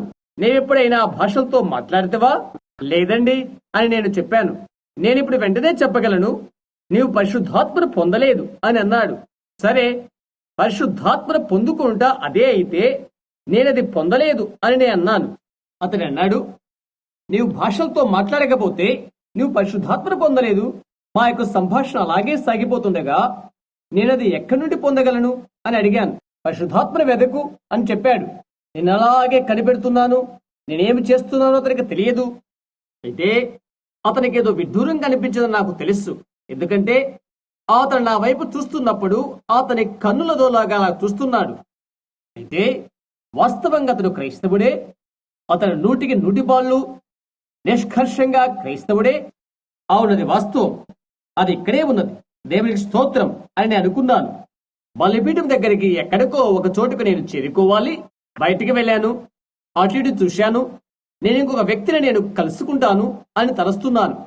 నేను అతని కనుగొని అతనితో మాట్లాడుతూ, ఎలా ఉన్నారండి అని అడిగాను. అతను అన్నాడు, ఏ సంఘానికి నీవు సంబంధించిన వాడవు? నీవు బాప్టిస్టు వాడవని వారు చెప్పారే అని అన్నాడు అతడు. అవును అని చెప్పాను. నీవింతవరకు పరిశుద్ధాత్మను పొందలేదు అవును కదా అని అడిగాడు. నాకు తెలియదు అని నేను అన్నాను. నీవెప్పుడైనా భాషలో మాట్లాడావా అని అడిగాడు. లేదండి అని చెప్పాను. నీవు పొందలేదు అని అన్నాడు. మీరంతా పొందుకున్నదేదో అది నేను పొందలేదు, అది నాకు తెలుసు అని చెప్పాను. అయితే సహోదరుడా, నేను నిజంగా అందుకొరకై అపేక్షిస్తున్నాను. సరే, నీళ్లు సిద్ధంగా ఉన్నవి అని అన్నాడు. నేను చెప్పాను, నేను బాప్తిస్మం తీసుకున్నాను అని చెప్పాను. అయితే మీరంతా పొందుకున్నది నేను పొందుకోలేదు, మీరు కలిగి ఉన్నది అది నిజంగా నాకు కావాలి అని చెప్పాను. మంచిది, అది చాలా మంచిది అన్నాడు. నేను అతన్ని పట్టుకోవాలని ప్రయత్నం చేస్తున్నాను. ఆ తర్వాత చిట్ట చివరికి ఆ ఎదుటి మనిషి మనోభావాన్ని నేను పట్టివేసిన తర్వాత బలహీనుడైన వేషధారితో నేను ఎన్నడైనా మాట్లాడితే అలాంటి వారిలో అతడు ఒకడై ఉంటాడు. అతని భార్య నల్ల వెంట్రుకలు కలిగి ఉన్న స్త్రీ. అతడు ఒక అందమైన స్త్రీతో చెడ్డ సంపర్కము కలిగి 2 బిడ్డలు కలిగి ఉన్నాడు. త్రాగుడు, సారాయంగడికి తిరగడం, ఇలా రకరకాల అలవాట్లు. అయినప్పటికీ భాషలతో మాట్లాడుతున్నాడు, ప్రవచిస్తున్నాడు. ఆ తర్వాత ప్రభువా నన్ను క్షమించు అని చెప్పి ఇంటికి వెళ్ళిపోయాను. అవునది వాస్తవం, నేను అది అర్థం చేసుకోలేదు అని చెప్పాను. ఆ వేషధారి మీద ఆశీర్వదించబడిన పరిశుద్ధాత్మ కృమ్మనివ్వనట్లా అగుపించుట కానేరదే. అంతే. ఈ సుదీర్ఘకాలం అంతా నేను పట్టణము చేస్తూ ప్రార్థన చేస్తున్నాను. నేను వారితో కలిసి వెళ్ళినట్లయితే అదంతా ఏంటో నేను తెలుసుకొనవచ్చునేమో అని అనుకున్నాను. ఇక్కడేమో స్వచ్ఛమైన క్రైస్తవుడు, మరొక్కడేమో నిజమైన వేషధారి. అదేమైంటుంది అని తలంచాను. ఓ దేవా, బహుశా నాలో ఏదో ఒక తప్పున్నది అని అనుకున్నాను. మూలాధారం నమ్మే నేను అదంతా బైబిల్లో ఉన్నదే అని అన్నాను. అది అలాగే ఉండాలి.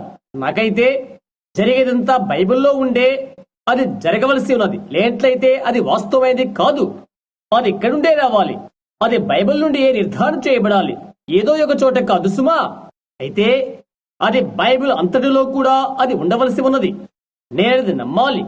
అది వాస్తవమైన అతుకే కావాలి. ప్రతి లేఖనానికి అది ఏకీభవించాలి.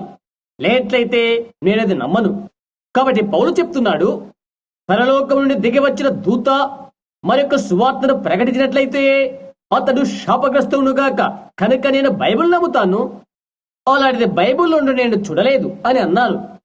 2 సంవత్సరాల తర్వాత నా భార్యను మొదలగు తదితరం నేను పోగొట్టుకున్న తర్వాత నేను గ్రీన్ మిల్ లో ఉన్నాను. అది నా పరిచయ స్థలము. ప్రార్థిస్తున్నాను. తిరిగి నా గుహలోకి 2-3 దినాలు వెళ్ళాను. 2 దినాలైనది. కొద్దిగా గాలి పీల్చుకుంటూ కొరకు అలా బయటకు వెళ్ళాను. నేను అలా బయటకు నడుస్తూ వెళ్తూ అక్కడ మొద్దు చివర భాగాన నా బైబిల్ పెట్టి వెళ్ళాను. మీరు లోనికి వస్తున్నప్పుడు ఒక పాత చెట్టు గాలి వీస్తూ ఉంటుంది. దానికి ముండ్ల గరిటె మారిగా ఒకటి ఉన్నది. దాని ముండ్లు ఇలా పెట్టబడి ఉన్నది. చెట్టు ఇలా వంగి ఉన్నది. నేను ఆ దూల పొద్దున అలా పెట్టి రాత్రిపూట అక్కడ పండుకునేవాడను. ఇలా ఆకాశం వంక చూస్తూ పండుకునేవాడను. నా చెయ్యి ఆ దూలం పైన అలా పెట్టి కొన్నిసార్లు ఈ విధంగా పండుకొని ప్రార్థిస్తుంటాను. అనేక దినాలు అక్కడ ఉన్న తర్వాత ఏమీ తినకుండా త్రాగకుండా ప్రార్థించాను. కొద్దిగా మంచి గాలి పీల్చుకోవడం కొరకై బయటకు వెళ్ళాను. ఆ గుహలో ఉండి చలిగా తేమగా అక్కడ ఉన్నది. అందుచేత మరలా బయటికి వచ్చి క్రితం దినం ఎక్కడుంచానో అక్కడ నా బైబిల్ పెట్టాను. హెబ్రీ 6వ అధ్యాయముకు అది తిరిగినది. నేను చదవడానికి ప్రారంభించాను. నిర్జీవ క్రియలు విడిచిపెట్టి సంపూర్ణమయకుడు సాగిపోవుదం మొదలగునవి. ఒక్కసారి వెలిగింపబడి పరలోక సంబంధ వరములు రుచి చూచి పిలుపులో పాలు అయిన వారు మొదలగున చదువుతున్నాను. ఇలా చెప్పబడినది. అయితే ముళ్ళ తుప్పలు గచ్చ తీగలు పెరిగినవి కనుక విసర్జింపబడిను. భూమిపై తిరుగుచు తరచుగా కురియు వర్షము త్రాగి భూమిపై తరచుగా కురియు వర్షము త్రాగి అనుకూలమైనది ఫలించక విసర్జింపబడి ముళ్ళ తీగలు గచ్చ తీగలు పెరిగినీడలా విసర్జింపబడును. ఒకటి వెళ్ళి ఇక్కడే ఉందని అనుకున్నాను. నన్ను ఇక్కడ మేలుకులు పొందేవరో నేను విన్నాను. నాకిప్పుడు దర్శనం ఇయ్యబడిన ఆయన సంసిద్ధంగా ఉన్నాడు. ఆ ముద్దు కొన భాగాన నేను అలాగే కనిపెడుతూ ఉన్నాను. నేను లేచి వెనుకకు ముందు క్రిందకి పైకి నడుస్తున్నాను. వెనుకకు నడిచి వెళ్ళాను, ఏమి జరగలేదు. నా గుహ వైపే వెనుకకు వెళ్ళాను, ఏమి జరగలేదు. నిన్న అలాగే నిలబడి ఇది ఏమై ఉంటుందా అని ఆలోచన చేస్తున్నాను. ఆ బైబిల్ వెలిపే మరలా నడుస్తూ వెళ్ళాను. అది మరలా నా వైపే వచ్చినది. అది నేను అలా పుచ్చుకొని అందులో ఏమున్నదో అది చదవాలని ఆయన కోరుతున్నాడేమో అని అనుకున్నాను. దేవుని ఎడల పశ్చాత్తాపము విశ్వాసము విషయాలన్నీ కూర్చొని చదువుకున్నాను. భూమి తన మీద తరచుగా కొరికి వర్షము త్రాగి ఎవరి కొరకు వ్యవసాయము చేయబడినో వారికి అనుకూలమైన పైరు అని చెప్పబడుతున్నది చదువుతున్నాను. అయితే ముళ్ళ తుప్పలు గచ్చ తీగలు తన మీద పెరిగి పుదగది విసర్జించబడి కాల్చివేయబడును. అది నన్ను వణికింపచేసినది. దీనిని గురించి నీవు నాకు ఈ దర్శనం అనుగ్రహిస్తున్నావు అని తలస్తూ ఉంటిని. ఆయన్ను మరొక్కడి కొరకై నేను అతడ ఉన్నాను. ఆ తర్వాత వెంటనే ప్రపంచమంతా నా ఎదుట తిరిగిపోతున్నట్లున్నది. అదంతా చక్రమై చుట్టుకుని పోయినది. తెల్లని వస్త్రాలు ధరించిన ఒక వ్యక్తి వచ్చి తల ఎత్తుకుని విత్తనాలు విత్తుతున్నాడు. అతను అలా కొండ దగ్గరికి వచ్చిన తర్వాత ఇక్కడ నల్లని వస్త్రాలు ధరించిన మరొకడు వచ్చి తల వంచుకొని ఉండి విత్తనాలు విత్తుతున్నాడు. మంచి విత్తనాలు మొలకెత్తగా అవి గోధుమలై ఉన్నవి. ఆ చెడ్డ విత్తనాల మొలకెత్తగా అవి కలుపు మొక్కలై ఉంటున్నవి. ఆ తర్వాత గొప్ప కరువు గట్టి భూమిపైకి వచ్చినది. పాడైపోతున్నట్లుగా గోధుమలు తల వంచేసినవి. నీళ్లు లేక అలా అయిపోయినవి. వర్షాన్ని బొమ్మని ప్రజలంతా తల్ల వంచి దేవునికి ప్రార్థిస్తుండగా నేను చూశాను. ఆ తర్వాత ఆ కలుపు మొక్కలంతా నీళ్ల కొరకైనట్లుగా తల్ల వంచేసినవి. అలాగది నేను చూశాను. ఆ తర్వాత బలమైన మేఘాలు వచ్చి భీకర వర్షం కురిచినది. అది అలా జరగగానే ఆ వంగిపోయిన చిన్న గోధుమలు అనుకుంటూ నిటారుగా నిలిచినవి. ప్రక్కనే ఉన్న కలుపు మొక్కలు ఉష్ అనుకుంటూ నిలబడిపోయినవి. అరే ఏంటి అని అనుకున్నాను నేను. ఆ తర్వాత అది నా మీదకి వచ్చినది. ఇదే ఏ వర్షమైతే గోధుమలు పెంచడానికై వినియోగపడినో అదే వర్షము కలుపు మొక్కలు పెంచుడు కొరకై కురిసినది. ఆ గుంపు ప్రజల మీద ఏ పరిశుద్ధాత్మ కురంభరించబడినదో ఆశీర్వాదమిచ్చు అదే వేషధారి పైన పడినది. యేసులాగు చెప్పారు, వారి ఫలముల వల్ల మీరు వారిని తెలుసుకుంటారు అని. అతడు కేకలు వేయటం బట్టి కాదు, కేరింతల కొట్టుడు ద్వారా కాదు, వారి ఫలముల వల్ల మీరు వారిని తెలుసుకుంటారు. నీవక్కడే ఉన్నావు ప్రభువా, నేను పొందుకున్నాను. అది నిజముగా సత్యము. దేవుడంటే ఎరుగకుండానే నీవు వరాలు కలిగి ఉంటావు. కాబట్టి చూడండి, భాషలతో మాట్లాడటం నాకు చాలా కష్టతరంగా ఉండెను. అయితే ఒక దినాన దేవుడు దానిని నాకు రుజువుపరిచాడు. ప్రప్రదంగా మార్పు చెందినటువంటి నా వారిని ఓహియో నదిలో బాప్తిస్మిచ్చుచుడిని, ఆ తర్వాత 7వ వ్యక్తికి బాప్తిస్మిచ్చుచుడిని. నేను బాప్తిస్మిచ్చుచు ఇలా చెప్పాను, నేను నీళ్ళలో అతనికి బాప్తిస్మిచ్చుచున్నాను, నీవు పరిశుద్ధాత్మలో అతనికి బాప్తిస్మివు అని చెప్పాను. నీళ్ళలోకి అతని ముచ్చుతున్నాను. ఆయన ఆకాశముని సుడిగాలి వచ్చినది. ఆ వెలుగు ఇక్కడ ప్రకాశిస్తున్నది. వందల ప్రజలు ఆ ఒడ్డున ఉన్నారు. అది జూన్ మాసము మిట్ట మధ్యాహ్న వేళ 2 గంటల సమయం. నేను ఎక్కడ ఉన్నానో నా పైనది వ్రేలాడుతున్నది. ఒక స్వరం ఇలా చెప్పినది, క్రీస్తు యొక్క మొదటి రాకడకు బాప్తిస్మిచ్చే యోహాను ఎలా ముందటివాడుగా పంపబడినో, క్రీస్తు యొక్క 2వ రాకడకు ముందటువంటి వర్తమానము అటువంటి దానిని నీవు కలిగి ఉన్నావు అని చెప్పబడినది. అది నాకు చచ్చిపోయేంతగా భీతిని కలిగించినది. అక్కడున్న సమూహ ప్రజలంతా కర్మాగార పనివారు, మందులు తయారు చేయ పనివారు, వారంతా ఆ నది ఒడ్డునే ఉన్నారు. నేను తిరిగి వెళ్లిపోయాను. ఆ మధ్యాహ్న వేళ 200-300 మందికి బాప్తిస్తమిచ్చాను. వారు నన్ను బయటకు తీసినప్పుడు నీటిలో ఉండి బయటకు లాగారు. పెద్దలు తదితరులంతా బయటకు వచ్చి ఆ వెలుగు ఏంటి అని అడిగారు. గిలాదు ఏజ్ బాప్టిస్టు సంఘస్థులైన ఆ పెద్ద గుంపైన నల్లవారంతా, అక్కడున్న లోన్ స్టార్ సంఘస్థులు అక్కడ ఉన్నారు. అక్కడ ఉన్నటువంటి అనేక మంది ఆ సంభవనను చూచి ఏడ్చారు, పడిపోయారు. ఒక అమ్మాయి పడవలోండి బయటికి వచ్చుటకు ప్రయత్నిస్తూ ఈతగాళ్ల వస్త్రాలు ధరించి అక్కడ కూర్చుకొని ఉన్నది. ఆమె ఒక సంఘానికి ఆదివారపు బడి ఉపాధ్యాయుని, బయటికి రావా అని అడిగాను. వెళ్ళి నేను బయటికి రాను అని అన్నదామె. మంచిది, రావా అని అడిగాను. నేను బాప్తిస్మిస్తున్న స్థలం నుండి నీవు బయటికి వచ్చుటకు స్వార్థ నిమిత్తము తగిన గౌరవం నాకున్నది. ఆమె అంటున్నది, నాకది లేదు అని అన్నది. బాప్తిస్మిస్తున్నప్పుడు ఆమె అచ్చడి కూర్చొని నవ్వుతూ అలా చేస్తున్నప్పుడు ఎందుచేతనగా బాప్తిస్మును కూర్చో ఆమె నమ్మదు. అప్పుడు ప్రభుదూత దిగిరాగా ఆవిడ పడవలో ముందుకు పడిపోయింది. ఏ రోజు ఆ అమ్మాయి పిచ్చాసుపత్రిలో ఉన్నది. నీవు దేవునితో ఆటలాడలేవు. ఆ తర్వాత నీళ్లు త్రాగటానికి ఒక అందమైన అమ్మాయి వెళ్ళినది. ఒక బీరు సీసాకు కొట్టుకుని ముఖమంతా పగిలిపోయినది. అయ్యో, భీకరంగా అయిపోయినది. అదే అక్కడ జరిగిన విషయం. ఆ తర్వాత జీవితం అంతా కూడా నేనది చూశాను. అవి జరుగుట, ఆ దర్శనాలు చూచుట, ఆ సంగతులని ఎలా జరిగినవో అన్ని. ఆ తర్వాత కొంచెం కాలమైన తర్వాత అది నన్ను ఎంతగానో ఇబ్బంది కలిగి చేసినది. అది తప్పు అని అందరూ అంటుండేవారు. నేనెక్కడైతే ప్రార్థిస్తూ ఉండేవాడనో ఆ నా చిరుపరిచే స్థలంలో ఉండి లేచిపోయాను. నా మీదికి రావద్దని ఎంతగానో దాని కొరకు ప్రార్థించినప్పటికీ ఎలాగైనా అది నా మీదికి అది వచ్చేస్తూనే ఉన్నది. ఇండియానా రాష్ట్రంలో నేను గేమ్ వార్డెన్గా పనిచేశాను. నేను లోపలికి వచ్చాను. అక్కడ ఒక మనిషి కూర్చొని ఉన్నాడు. మందిరంలోని పియానిస్ట్ యొక్క సోదరుడు అతడు అడిగాడు, బిల్లి, ఈ మధ్యాహ్నం మేడస్టోన్ వరకు నన్ను దాటవేస్తావా అని అడిగాడు. నేనది చేయలేను, నేను అడవుల వరకు వెళ్లాల్సి ఉంది అని చెప్పాను. నేను ఇంట్లోకి వచ్చి నా తుపాకీ బెల్ట్ తదితరవ తీసి నా చేయి చొక్కాయి ముడిచాను. నేను 2 గదుల చిన్న ఇంట్లో నివసించాను. నేను కడుక్కొని నా భోజనం సిద్ధపరచుకోబోతున్నాను. కడిగి వేసి ఇంటి ప్రక్కనేనున్న గంగిరెగ్గు చెట్టు దగ్గరికి వెళ్ళాను. అకస్మాత్తుగా ఎవరో వచ్చి అలా అది జరిగిపోయినది. నేను చూశాను. మరలా అదే అని నేను గ్రహించాను. నేను మెట్ల మీద కూర్చున్నాను. అతను తన కారులో ఎదురెద్దుకి నా వద్దకు పరిగెత్తుకుని వచ్చి, వెళ్ళి నీవు మూర్ఛనిపోతున్నావు అని అడిగాడు. లేదండి అని అన్నాను. బిల్లి, ఏం జరిగినది అని అడిగాడు. నాకు తెలియదు. వెళ్ళు సహోదరుడా, మంచిది, వందనాలు. నా భార్య పాత్రలో నీళ్లు తీసుకుని బయటికి వచ్చి, అని ఏం జరిగింది అని అడిగినది. రీతమ్మా, ఏమీ లేదు అని చెప్పాను. భోజనం సంసిద్ధంగా ఉంది, వచ్చేసేయ్ అని చెప్పి నా వీపుపై చేయి వేసి నన్ను లోపలికి తీసుకెళ్ళడానికి ప్రయత్నం చేస్తున్నది. రీతమ్మా, నేను ఒక విషయం నీకు చెప్పాలనుకుంటున్నాను అని అన్నాను. నీవు వారిని అక్కడికి పిలిచి ఈ మధ్యాహ్నం ఇక్కడ ఉండమని వారికి చెప్పు అని నేను చెప్పాను. మేడా, ప్రీతమా అని నేను చెప్తున్నాను. నేను యేసుక్రీస్తును ప్రేమిస్తున్నానని నాకు తెలుసు అని అన్నాను. నేను మరణములో ఉండి జీవంలోనికి దాటి ఉన్నానని నాకు తెలుసు. దయ్యం నాకు ఎటువంటిది చేయడం నేను ఇష్టపడను. నేను ఇలాగే సాగిపోతూ ఉండలేను. నేను ఒక ఖైదీని అని అన్నాను.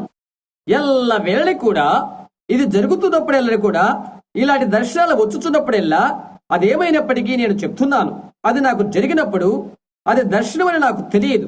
అది దర్శనమని నేను అనను. వారు దాన్ని మైకమంటున్నారు, మరి ఏదేంటో అని అది నాకు తెలియదని చెప్పాను. నేను దాన్ని హీనంగా అనడము నాకు ఇష్టం లేదు. అది దయ్యమని వారు చెప్తున్నారు. నేను ప్రభువైన యేసును ప్రేమిస్తున్నాను. ఓ బిల్లి, ప్రజలు అనేది నీవు ఆలకించకు అని ఆమె చెప్పినది. అయితే ప్రీతమా, ఇతరత్ర బోధకులను చూడు. నాకు వద్దు అని నేను అన్నాను. నీ అడవుల్లోకి నా స్థలానికి వెళ్తున్నాను అని చెప్పాను. $15 నా యొద్ద ఉన్నవి. బిల్లిని జాగ్రత్తగా చూడు. బిల్లి అప్పుడు చాలా చిన్నవాడు. తీసుకో, జీవించడానికి నీకు బిల్లికి కొద్ది కాలానికి సరిపడతవి. వారిని పిలిచి చెప్పు, వీలైతే రేపు వస్తాను, లేదా ఇక తిరిగి రాను. నేను ఇక 5 రోజుల్లో తిరిగి రాకపోతే నా స్థానములో మరొకటి ఉంచు అని చెప్పాను. మేడా, అది నా దగ్గర తీసివేసి అది మరలా రాకుండా చేయునని దేవుడు నాకు వాగ్దానం చేసే వరకు నేను తిరిగి రాను అని చెప్పాను. అలాంటి మనుషుని యొక్క అవివేకం ఎంతటిదో ఆలోచించేయండి. నేనెక్కడికి ఆ రాత్రి వెళ్ళిపోయాను, తిరిగి ఆ పాత గదిలోకి వెళ్ళాను.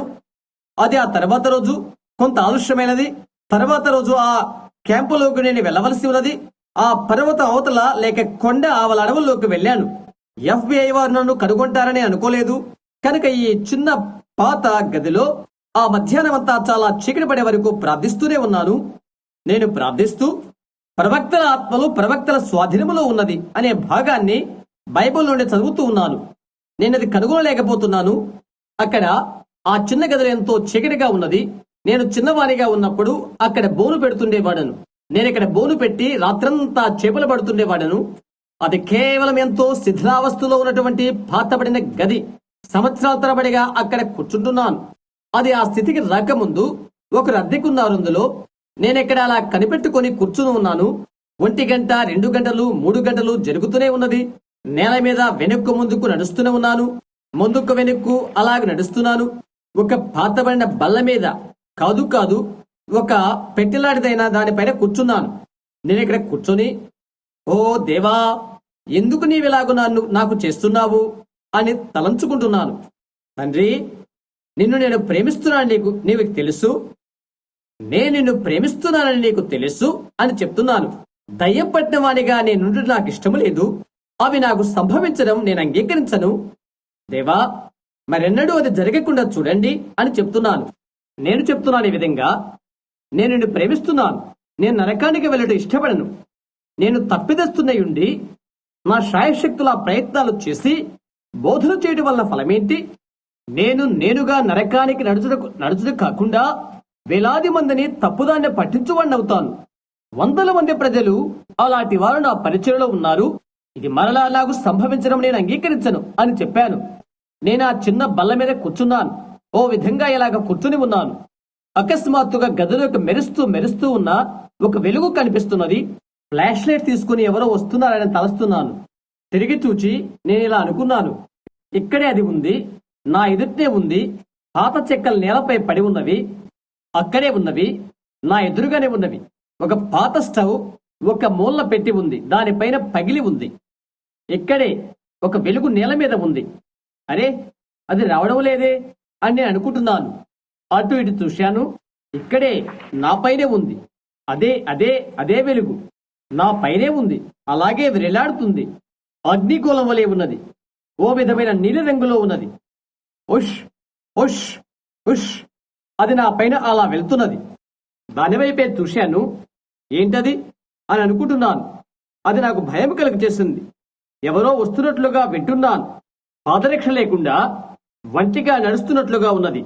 లోపలికి వస్తున్నటువంటి ఆ మనిషి పాదాలు చూశాను. గది అంతటా చీకటి. అయితే ఎక్కడది వెలుగుతుందో అక్కడ తప్ప. లోపలికి వస్తున్న ఒక మనిషి పాదాలు చూశాను.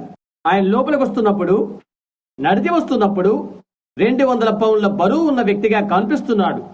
ఆయన తన చేతులు ఇలా కట్టుకొని ఉన్నాడు. నేను దానిని సుడిగాల్లో చూశాను. నాతో మాట్లాడుతూ నేను విన్నాను.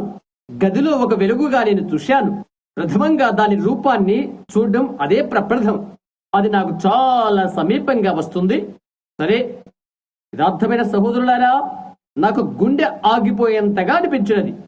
ఊహించండి, మీకే నేను అనుకోండి, అదే విషయం మీకు అనిపిస్తుంది. నాకంటే ఎక్కువగా రోడ్డుకు దూరమై పారిపోతారు మీరు. నీవు ఎంతో కాలం నుండి క్రైస్తవుడై ఉండవచ్చు, అయితే అది మీకు అలా అనిపిస్తుంది. ఎందుచేతనంటే వందల సార్లు నాకు ఆ సందర్శనం జరిగినప్పటికీ ఆయన నా దగ్గరికి వచ్చినప్పుడు నన్ను కృంగదీసివేసినది. కొన్ని పర్యాయాలు నాకు అది మైకము కలగచేసి నన్ను కృంగదీసినది. వేదికను నేను వదిలిన తర్వాత నాకు అలా అనిపించేది. ఎక్కువసేపు నేను అలా ఉంటే నేనిక అలా అయిపోయేవాడను. గంటల కొలది నా పైన అవి ఉండేవి. నేను ఎక్కడ ఉన్నానో నాకు తెలియదు కూడా. నేను అది విశదీకరించలేను. ఇక్కడ బైబిల్లోండి చదవండి, అదేంటో మీకు తెలియపరుస్తుంది. లేఖనం అలా తెలియజేస్తున్నది. నేను అక్కడే కూర్చుని ఆయన వైపు చూస్తున్నాను. నా చేతులు అలా పైకెత్తి ఉంచాను.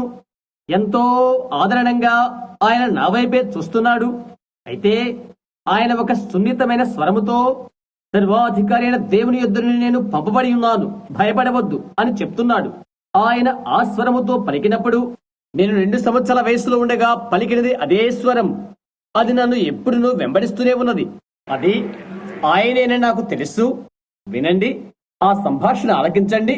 నాకు తెలిసినంత వరకు నా చేతనెంత మట్టుకు మాట వెంబడి మాట చెప్పాను. ఎందుకంటే నాకు బాగా జ్ఞప్తి ఉన్నది. ఆయనను అలాగ చూశాను, భయపడవద్దు అని ఎంతో నెమ్మదిగా చెప్పాడు ఆయన. సర్వశక్తిమంతులకు దేవుని సన్నిధి నుండి నేను పంపబడ్డాను అని చెప్పాడు ఆయన. ప్రత్యేకమైన నీ జన్మను గూర్చి తెలియచెప్పుటకు పంపబడ్డానని చెప్పారు. అక్కడ నా యొక్క జన్మ ఎలా జరిగిందో మీకు తెలిసి ఉన్నట్లుగా నేను జన్మించినప్పుడు ప్రథమంగా అదే వెలుగు అక్కడ వేలాడినది. కనుక ఆయన చెప్పారు, నీ ప్రత్యేకమైన జన్మ, అపార్థము చేయబడుతున్న నీ జీవితము, నీవు సర్వ ప్రపంచానికి వెళ్లి రోగులైన ప్రజలను ప్రార్థించమని గుర్తయి ఉంటున్నది. అవి ఎటువంటివైనప్పటికీ, ఎటువంటి జబ్బైనప్పటికీ ఆయన సూచించారు. నా న్యాయాధిపతిన దేవునికి ఇది తెలుసు, క్యాన్సర్ సహా అని ఆయన సూచించారు. ఇలా చెప్పాడు, ప్రజలు నేను నమ్మునట్లుగా నీవు చేసుకున్నట్లయితే, నీవు ప్రార్థించేటప్పుడు నమ్మకంగా ఉన్నట్లయితే, నీ ప్రార్థన ఎదుట చిట్ట చివరిగా క్యాన్సర్ సహా నిలవనేరదు అని చెప్పాడు. చూశారా, ప్రజలు నేను నమ్మునట్లుగా నీవు చేసుకున్నట్లయితే, ఇంకా ఆయన నేను శత్రువునిగా చూడలేదు, కానీ మిత్రునిగానే నేను చూశాను. ఆయన ఆ విధంగా నా ఎద్దుకు వస్తున్నప్పుడు నేను చచ్చిపోతున్నానేమో ఏదో నాకు తెలియలేదు. అలాగేనయ్యా అని నేను చెప్పాను. అలాంటి స్వస్థతలు, ఆ వరములు నాకేమి తెలియను అని అన్నాను. మంచిది అయ్యా, నేను పేదవాడను అని చెప్పాను. నా ప్రజల మధ్య ఉంటున్నాను, వారు పేదవారే. నేను వెతిలేని వాడను, నేను తగినవాడను కాదు. వారు నన్ను అర్థం చేసుకునలేరు, వారు నా మాటలు వినరు అని చెప్పాను. ఆయన చెప్పాడు, ప్రవక్తైన మోషేకు 2 వరములు 2 సూచనలు అనుగ్రహించబడినట్లుగా, అతని యొక్క పరిచయ రుజువుకై అనుగ్రహించబడినట్లుగా, నీ యొక్క పరిచయ రుజువు కొరకై నీకును 2 వరములు అనుగ్రహించబడుతున్నవి. ఆయన చెప్పారు, అందులో ఒకటి, నీవు ఏ వ్యక్తి కొరకై ప్రార్థిస్తున్నావో ఆ వ్యక్తిని చేయితో పట్టుకొని, నీ ఎడమ చేతితో ఆ వ్యక్తి కుడి చేయి పట్టుకొని, ఆ తర్వాత నిశ్శబ్దంగా నిలబడు. అప్పుడు నీ శరీరానికి భౌతికంగా అది సంభవిస్తుంది. ఇంకా ఇలా చెప్పాడు, అప్పుడు నీవు ప్రార్థించు, అది విడిపోయినట్లయితే ఆ ప్రజల్లో నుండి ఆ వ్యాధి తొలగిపోయినది. అది వదిలిపోయినట్లయితే ఆశీర్వదించి సాగిపో అని చెప్పాడు. సరే అయ్యా, వారు నన్ను అంగీకరింపరేమో అని భయపడుతున్నాను అని నేనన్నాను. ఆయన చెప్పారు, 2వ విషయం, దాన్ని వారు విన్నట్లయితే ఇది వింటారు వారు అని చెప్పారు. ఆ తదుపరి, నీవు వారి యొక్క హృదయ రహస్యాలు కూడా తెలుసుకుంటావు, అది అలా జరుగుతుంది, ఇది వారు వింటారు అని చెప్పాడు. నేను చెప్పాను, అలాగేనయ్యా, నేనందుకే ఈ రాత్రి ఇక్కడ ఉన్నాను. నా మీదికి వచ్చేవన్నీ తప్పైనవని నేను మా మతబోధకుల చేత చెప్పబడినాను అని చెప్పాను. ఆయన ఇలా అన్నారు, నీవు ఈ లోకములో జన్మెత్తింది అందుకొరకే. గమనించండి, వరములు, పిలుపు, పశ్చాత్తాపము లేకుండానే కలుగుతవి. ఆయన అన్నారు, ఆ ఉద్దేశము కొరకై నీవి లోకములో జన్మించావు అని. సరేనయ్యా, అది దురాత్మని మా బోధకులు నాతో చెప్పారు అని అన్నా నేను. అందుకొరకే నేను ఇక్కడ ఉండి ప్రార్థన చేస్తున్నాను. ఆయన నాకు ప్రత్యేకంగా తెలియజేసినది ఇది. ఆయన యొక్క ప్రప్రథమ సందర్శనములో ప్రభువైన యేసు రాకడకు నన్ను పోల్చినాడు. స్నేహితులారా, అది వింతైన విషయం. ఇక్కడే నేను ఒక నిమిషం ఆపి కృత విషయానికి వెళ్దాము. నన్ను ఎక్కువగా భయభీతిని కలుగు చేసింది ఏదనగా, ప్రతిసారి సోదె చెప్పేదాన్ని కలుసుకుంటుని ఏదో జరిగినట్లుగా వారు గుర్తిస్తారు. అది నన్ను చంపేసినంతగా పనిచేసేది. ఉదాహరణకు, నేను మా పెద్దమ్మ యొక్క పిల్లలు కలిసి ఒక ఊరేగింపు స్థలం మీదుగా వెళ్తున్నాము. మేమంతా బాలురమే నడుచుకుంటూ వెళ్తున్నాము. అక్కడ ఒక సోది చెప్పే ఒక యవ్వన స్త్రీ ఆ గుడారాలలో కూర్చొని ఉన్నది. అందంగా కనిపిస్తున్న యవనురాలు అక్కడ కూర్చొని ఉన్నది. మేమంతా నడుచుకుంటూ వెళ్తున్నాం. ఆవిడ చెప్తుంది, ఓయ్, నీవు ఒక నిమిషం ఇక్కడికి రా అని అన్నది. మేం ముగ్గురము కుర్రవాళ్ళము వెనుక్కు తిరిగాము. నీవు గీతల చెమటకోటు వేసుకున్న నీవు అని అన్నది. అతను నేనే. నే అన్నాను, అవును మా, కోక్కు లేక ఇంకేదో ఆమె కొరకై నేను పట్టుకురావాలని ఆమె అనుకున్నట్లుగా నేను ఊహించాను. ఆమె ఒక యవన స్త్రీ, బహుశా 20 సంవత్సరాల లోపు వయసు ఉంటుంది. అక్కడ కూర్చొని ఉన్నది. నేను అక్కడికి వెళ్ళాను. అవును మా, నేనేమి చేయమంటావు అని అడిగాను. చూడు, ఒక వెలుగు నిన్ను వెంటాడుతున్నది తెలుసా? నీవొక గురుతు ద్వారా జన్మించావు అని అన్నది. అంటే నీ అర్థం అని అడిగాను. చెప్తున్నది, సరే, నీవొక గురుతు ద్వారా జన్మించి ఉంటివి. ఒక వెలుగు నిన్ను వెంబడించుచున్నది. దైవిక పిలుపు కొరకై నీవు జన్మించావు. ఓ స్త్రీ, నీవిక్కడి నుండి వెళ్ళు అని అన్నాను. నేను ముందుకు సాగిపోయాను. ఎందుకంటే మా అమ్మ ఎప్పుడూ అలాంటివి దైవ సంబంధమైనవని నాతో చెప్తూ ఉండేది. ఆమె అన్నది వాస్తవమే. అది నాకు భీతిని కలుగజేసింది. ఒక్కనాడు నేను ఒక గేమ్ వార్డెన్గా ఉంటిని. నేను ఒక బస్సులో వెళ్తూ ఉంటిని. నేను బస్సు ఎక్కాను. అది ఎల్లప్పుడూ ఆత్మలకు లోబడినట్లుగా అగుపించేది. నేనక్కడ నిలబడే ఉన్నాను మరియు నావికుడు నా వెనకాల నిలబడి ఉన్నాడు. నేను కాపలా కొరకై వెలుచుడిని. హెన్రీవిల్ అడవుల వైపు వెళ్తున్నాను. బస్సులో వెళ్తున్నాను. ఒక వింతైన విషయం జరిగినట్లుగా నాకు అగుపించినది. నేను వెనుదిరిగి చూశాను. అక్కడ ఒక లవాటి స్త్రీ కూర్చొని ఉన్నది. శుభ్రంగా వస్త్రాలు ధరించుకుని ఉన్నది. బాగున్నారా అని ఆమె అడిగినది. మీరు బాగున్నారా అని నేను అడిగాను. కేవలం స్త్రీయే కదా మాట్లాడుతుంది అని అనుకున్నాను. అందుచేత నేను నిశ్శబ్దంగా ఉండిపోయాను. నేను ఒక నిమిషం నీతో మాట్లాడాలి అని అన్నదామె. అలాగే మా అని అన్నా నేను. నేనటు తిరిగాను. నీవొక గురుతు వల్ల జన్మించావని నీకు తెలుసా అని ఆమె అన్నది. మరొకరా ఈ వింతైన స్త్రీలలో అని తలంచాను. అందుకని నేను బయటికి చూస్తున్నాను. ఇంకా నేనొక్క మాటైనా పలకలేదు. నిశ్శబ్దంగానే ఉన్నాను. ఒక నిమిషం నేను నీతో మాట్లాడవచ్చా అని అడిగినది. నేను నిశ్శబ్దంగా ఉండిపోయాను. అలా నటించుకు అని అన్నదామె. నేను ముందుకే చూస్తున్నాను. పెద్ద మనిషి తరహా కాదు కదా ఇది అని తలస్తున్నాను. ఓ క్షణం నీతో మాట్లాడాలనుకుంటున్నాను అని అన్నదామె. ముందుకే చూస్తూ ఉన్నాను. ఆమె లెక్క చేయకుండా ఉన్నాను. నేను ఇలాగ తలస్తున్నాను. మిగతా వారి వల్లే ఈవిడి కూడా చెప్పినట్లయితే నేను తిరిగి ఇలా తలంచాను. అయ్యో, అది నన్ను పులకరింతలు చేసినది. నేను తలంచనేది నాకు అసహ్యమైన విషయమని నాకు తెలుసు. వెనుక్కు తిరిగాను. నన్ను నేనుగా పరిచయం చేసుకుంటూ మంచిదేమో. నేను ఖగోళ శాస్త్రజ్ఞురాలను అని అన్నదామె. నీవు అటువంటి దానివనే నేను అనుకున్నాను అని చెప్పాను. ఆమె అన్నది, నేను షికాగో వైపు వెళుతున్నాను. అక్కడ ఉన్నటువంటి బాప్టిస్టు సేవకుడైన మా అబ్బాయిని చూడటానికి వెళ్తున్నాను అని అన్నది. అవునమ్మా అని అన్నాను. నీవొక గురుతు ద్వారా జన్మించావని ఎవరైనా ఎప్పుడైనా నీకు చెప్పారా అని అడిగినది. లేదమ్మా అని చెప్పాను. నేనెక్కడ ఆమెతో అబద్ధం చెప్పాను చూశారా? ఆమె ఏమని చెప్పబోతుందో చూడాలని అలా చెప్పాను. లేదమ్మా అని నేను చెప్పాను. లేదా సేవకులు ఎప్పుడు చెప్పలేదా అని అడిగినది. సేవకులతో నాకు ఏమీ పని లేదు అని నేను చెప్పాను. ఓహో అని ఆమె అన్నది. అవునా అని నేను అన్నాను.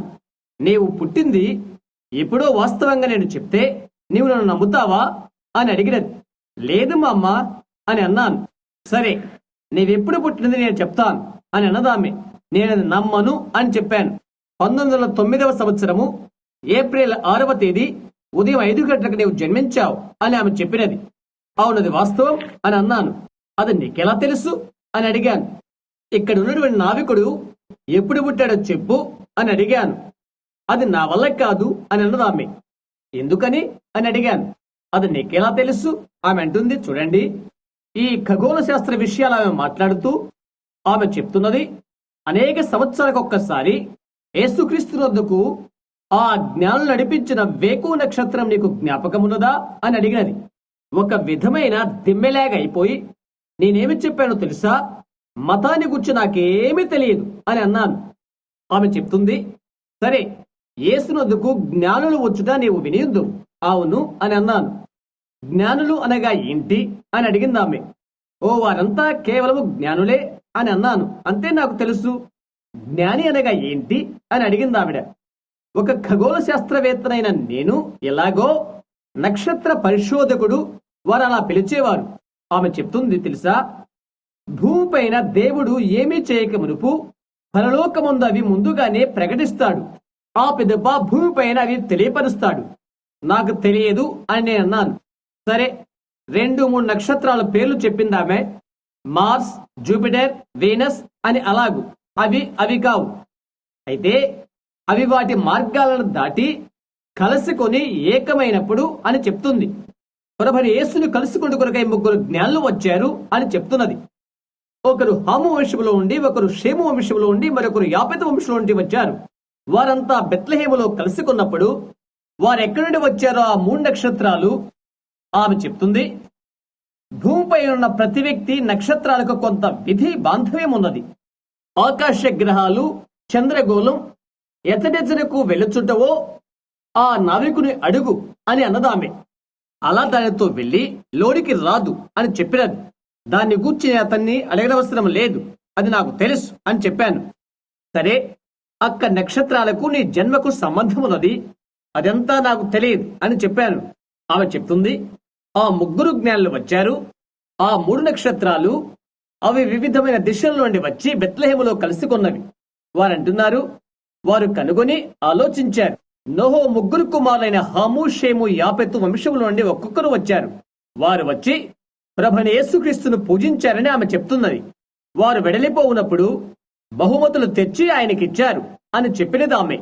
అంటున్నది, యేసుక్రీస్తు ఆయన పరిచర్యలో చెప్పారు, సర్వ ప్రపంచానికి సువార్త ప్రకటించబడినప్పుడు హాము, షేము, యాపెతు ప్రజలకు అప్పుడు ఆయన వస్తాడు. ఇప్పుడు ఆకాశమందలి ఆ గ్రహాలు చుట్టూ తిరుగుతూ అవి వేరైపోతవి అని చెప్తున్నది. అవి తెలియబడినప్పటి నుండి అవి ఎప్పటికీ భూమిపైకి రాలేదు. అయితే అనేక సంవత్సరాలకు ఒక్కసారి అవి ఇలాగ తమ కేంద్రాన్ని దాటుతుంటవి అని చెప్పినది. ఎవరైనా ఒక ఖగోళ శాస్త్రజ్ఞుడు ఉన్నట్లయితే ఆమె చెప్పింది ఏదో అదంతా ఎరిగి ఉండేవాడు. నాకు అది తెలియలేదు, అవి అలా దాటుతుంటవి అని ఆమె చెప్పినది. ఇంకా చెప్తుంది, దేవుడు తన కుమారుని అనుగ్రహించిన, అనగా మానవ జాతికి అనుగ్రహించబడిన బహుఘనమైన బహుమతి జ్ఞాపకార్థమై అలాగ జరిగినది. తిరిగి ఈ గ్రహాలు మరలా ఒక్కదానికొకటి కలుసుకున్నప్పుడు ఏమవుతుంది? ఆమె అంటున్నది, మరొక బహుమతిని ఆయన భూమిపైకి పంపుతాడు. అవి దాటుకాలమందు నీవు జన్మించావు అని ఆమె చెప్పినది. ఆ హేతువు చేతనే నాకది తెలుసు అని అన్నది. ఆ తర్వాత నేనన్నానిలాగన, అమ్మా, మొదటిగా దాన్ని గురించి ఎటువంటి విషయాలు నేను నమ్మను. నేను మత సంబంధిని కాదు, దాన్ని గూర్చి ఇక నేను వినక్కర్లేదు అని అన్నాను. నేను వెళ్ళిపోయాను. కాబట్టి త్వరగా నేను అది ముగించు చేసుకుని వెళ్ళిపోయాను. ప్రతిసారి కూడా అలాంటి వారు నాకు తలస్తపడ్డం, అది అలా జరగడం జరుగుతున్నది. దయ్యాలు వారికి అలా ఎందుకు చేస్తవి అని అనుకునేవాడును. అయితే ప్రసంగికులు అనేవారు, అది దయ్యము సంబంధమైనదే అనేవారు. నాకది ఉన్నదని వారు అనుకునేవారు. ఆ తర్వాత అక్కడ ఆ రాత్రి ఆయన నాకు తెలియపరిచినప్పుడు నేనది అడిగాను ఆయనను. నేను అన్నాను, సరే, వివిధ విధానాలు గల వారంతా, దయ్యం పట్టిన వారంతా ఎందుకిలా? దాన్ని గురించి నాకు చెప్తుంటారు. నా సోదరులైన మత సంబంధులు అది దురాత్మ అని అంటారు అని అన్నాను. ఆ పఠములో ఎవరైతే వెళ్లాడుతున్నారో ఆయన చెప్పినది వినండి. ఆయన అన్నారు, ఆనాడు ఎలాగో ఈనాడు అలాగే అని. ఆయన కొన్ని విపులీకరిస్తున్నారు. ఏవనగా, మన ప్రభుని యేసుక్రీస్తు పరిచర్య ఆరంభము కాగానే బౌద్ధికులు అన్నారు ఆయన బయల్జెబూబు దయ్యము అని పిలిచారు. అయితే దయ్యాలు అన్నవి ఆయన దేవుని కుమారుడని, ఇశ్రాయేలు పరిశుద్ధుడని అన్నవి. పౌలు, బర్నబాలు అక్కడ ప్రసంగించిన చూడండి, సేవకులన్నారు అనగా బౌద్ధికులన్నారు. ఈ లోకమును తలకిదులు చేయవారు వీరు దయ్యపు సంబంధులు అని అన్నారు. అయితే వేదల్లోని సోద చెప్పే ఆవిడైతే పౌలు, బర్నబాలు దేవుని సంబంధులను గ్రహించినది. వీరు జీవ మార్గమును గురించి తెలియచేయు దైవజనులు వీరు అని చెప్పినది. అవునా? దయ్యం పట్టిన వారు, సోద చెప్పేవారు, మాంత్రికులు అలా చెప్పారు. అయితే మనమెంతో వేదాంత విద్య పైన మోజు పడిపోయాం. ఎంతవరకనగా ఆత్మ అంటే ఏంటో అనున్నది ఎరుగనంత వరకు. ఇదైన తర్వాత మీరు నన్ను ప్రేమిస్తారనుకుంటున్నాను. అయితే అది ఇదే. పెంతెకోస్తు వారు కూడా ఇదే త్రోవైన నా భావం. అవును కదా? ఆత్మను గురించి నీవేమీ అర్థము చేసుకొనకుండగానే చుట్టూ తిరగడం, గంతులు వేయడం, అది వ్యక్తిగత సంభావన, ముఖాముఖి. అదే నీకు కావాలి. ఎత్తబడి కొరకు అలాంటి సంఘాన్ని దేవుడు రూపకల్పన చేస్తున్నారు. అవును, ఆత్మయందు ఐక్యత బలముతో వారు ఏకీపించినప్పుడు అలా జరుగును. దాని గురించి ఆయన విపులీకరించాడు. పరిచయను ఎలా అపార్థం చేసుకుంటారో దానిని ఆయన చెప్పాడు. పరిచర్య దానిని అపార్థము చేయునని, అది నిశ్చయమేనని చెప్పారు. మరియు యేసు ఏ విధముగానో అలాగేనని ఆయన చెప్పినప్పుడు నేను అడిగాను, సరే ఈ విషయాలని నాకు జరుగుటకు గల కారణమేంటి అని అడిగాను. ఆయన ఏమని చెప్పారో తెలుసా? అవి విస్తరించి గొప్పవి, ఇంకా గొప్పవి అగునని చెప్పారు.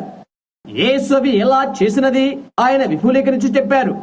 ఆయన ఎలాగ వచ్చినది, విషయాలు తెలుసుకున్న కొరకై ఆయన ఎలాగ శక్తితో నింపబడినది, బావినొద్ద స్త్రీ విషయం చెప్పుట, స్వస్థపరచువాడు కాదని చెప్పుకొనుట, తండ్రి తనకు చూయించినవే తాను చేయుట, అవన్నీ ఆయన విపులీకరించారు.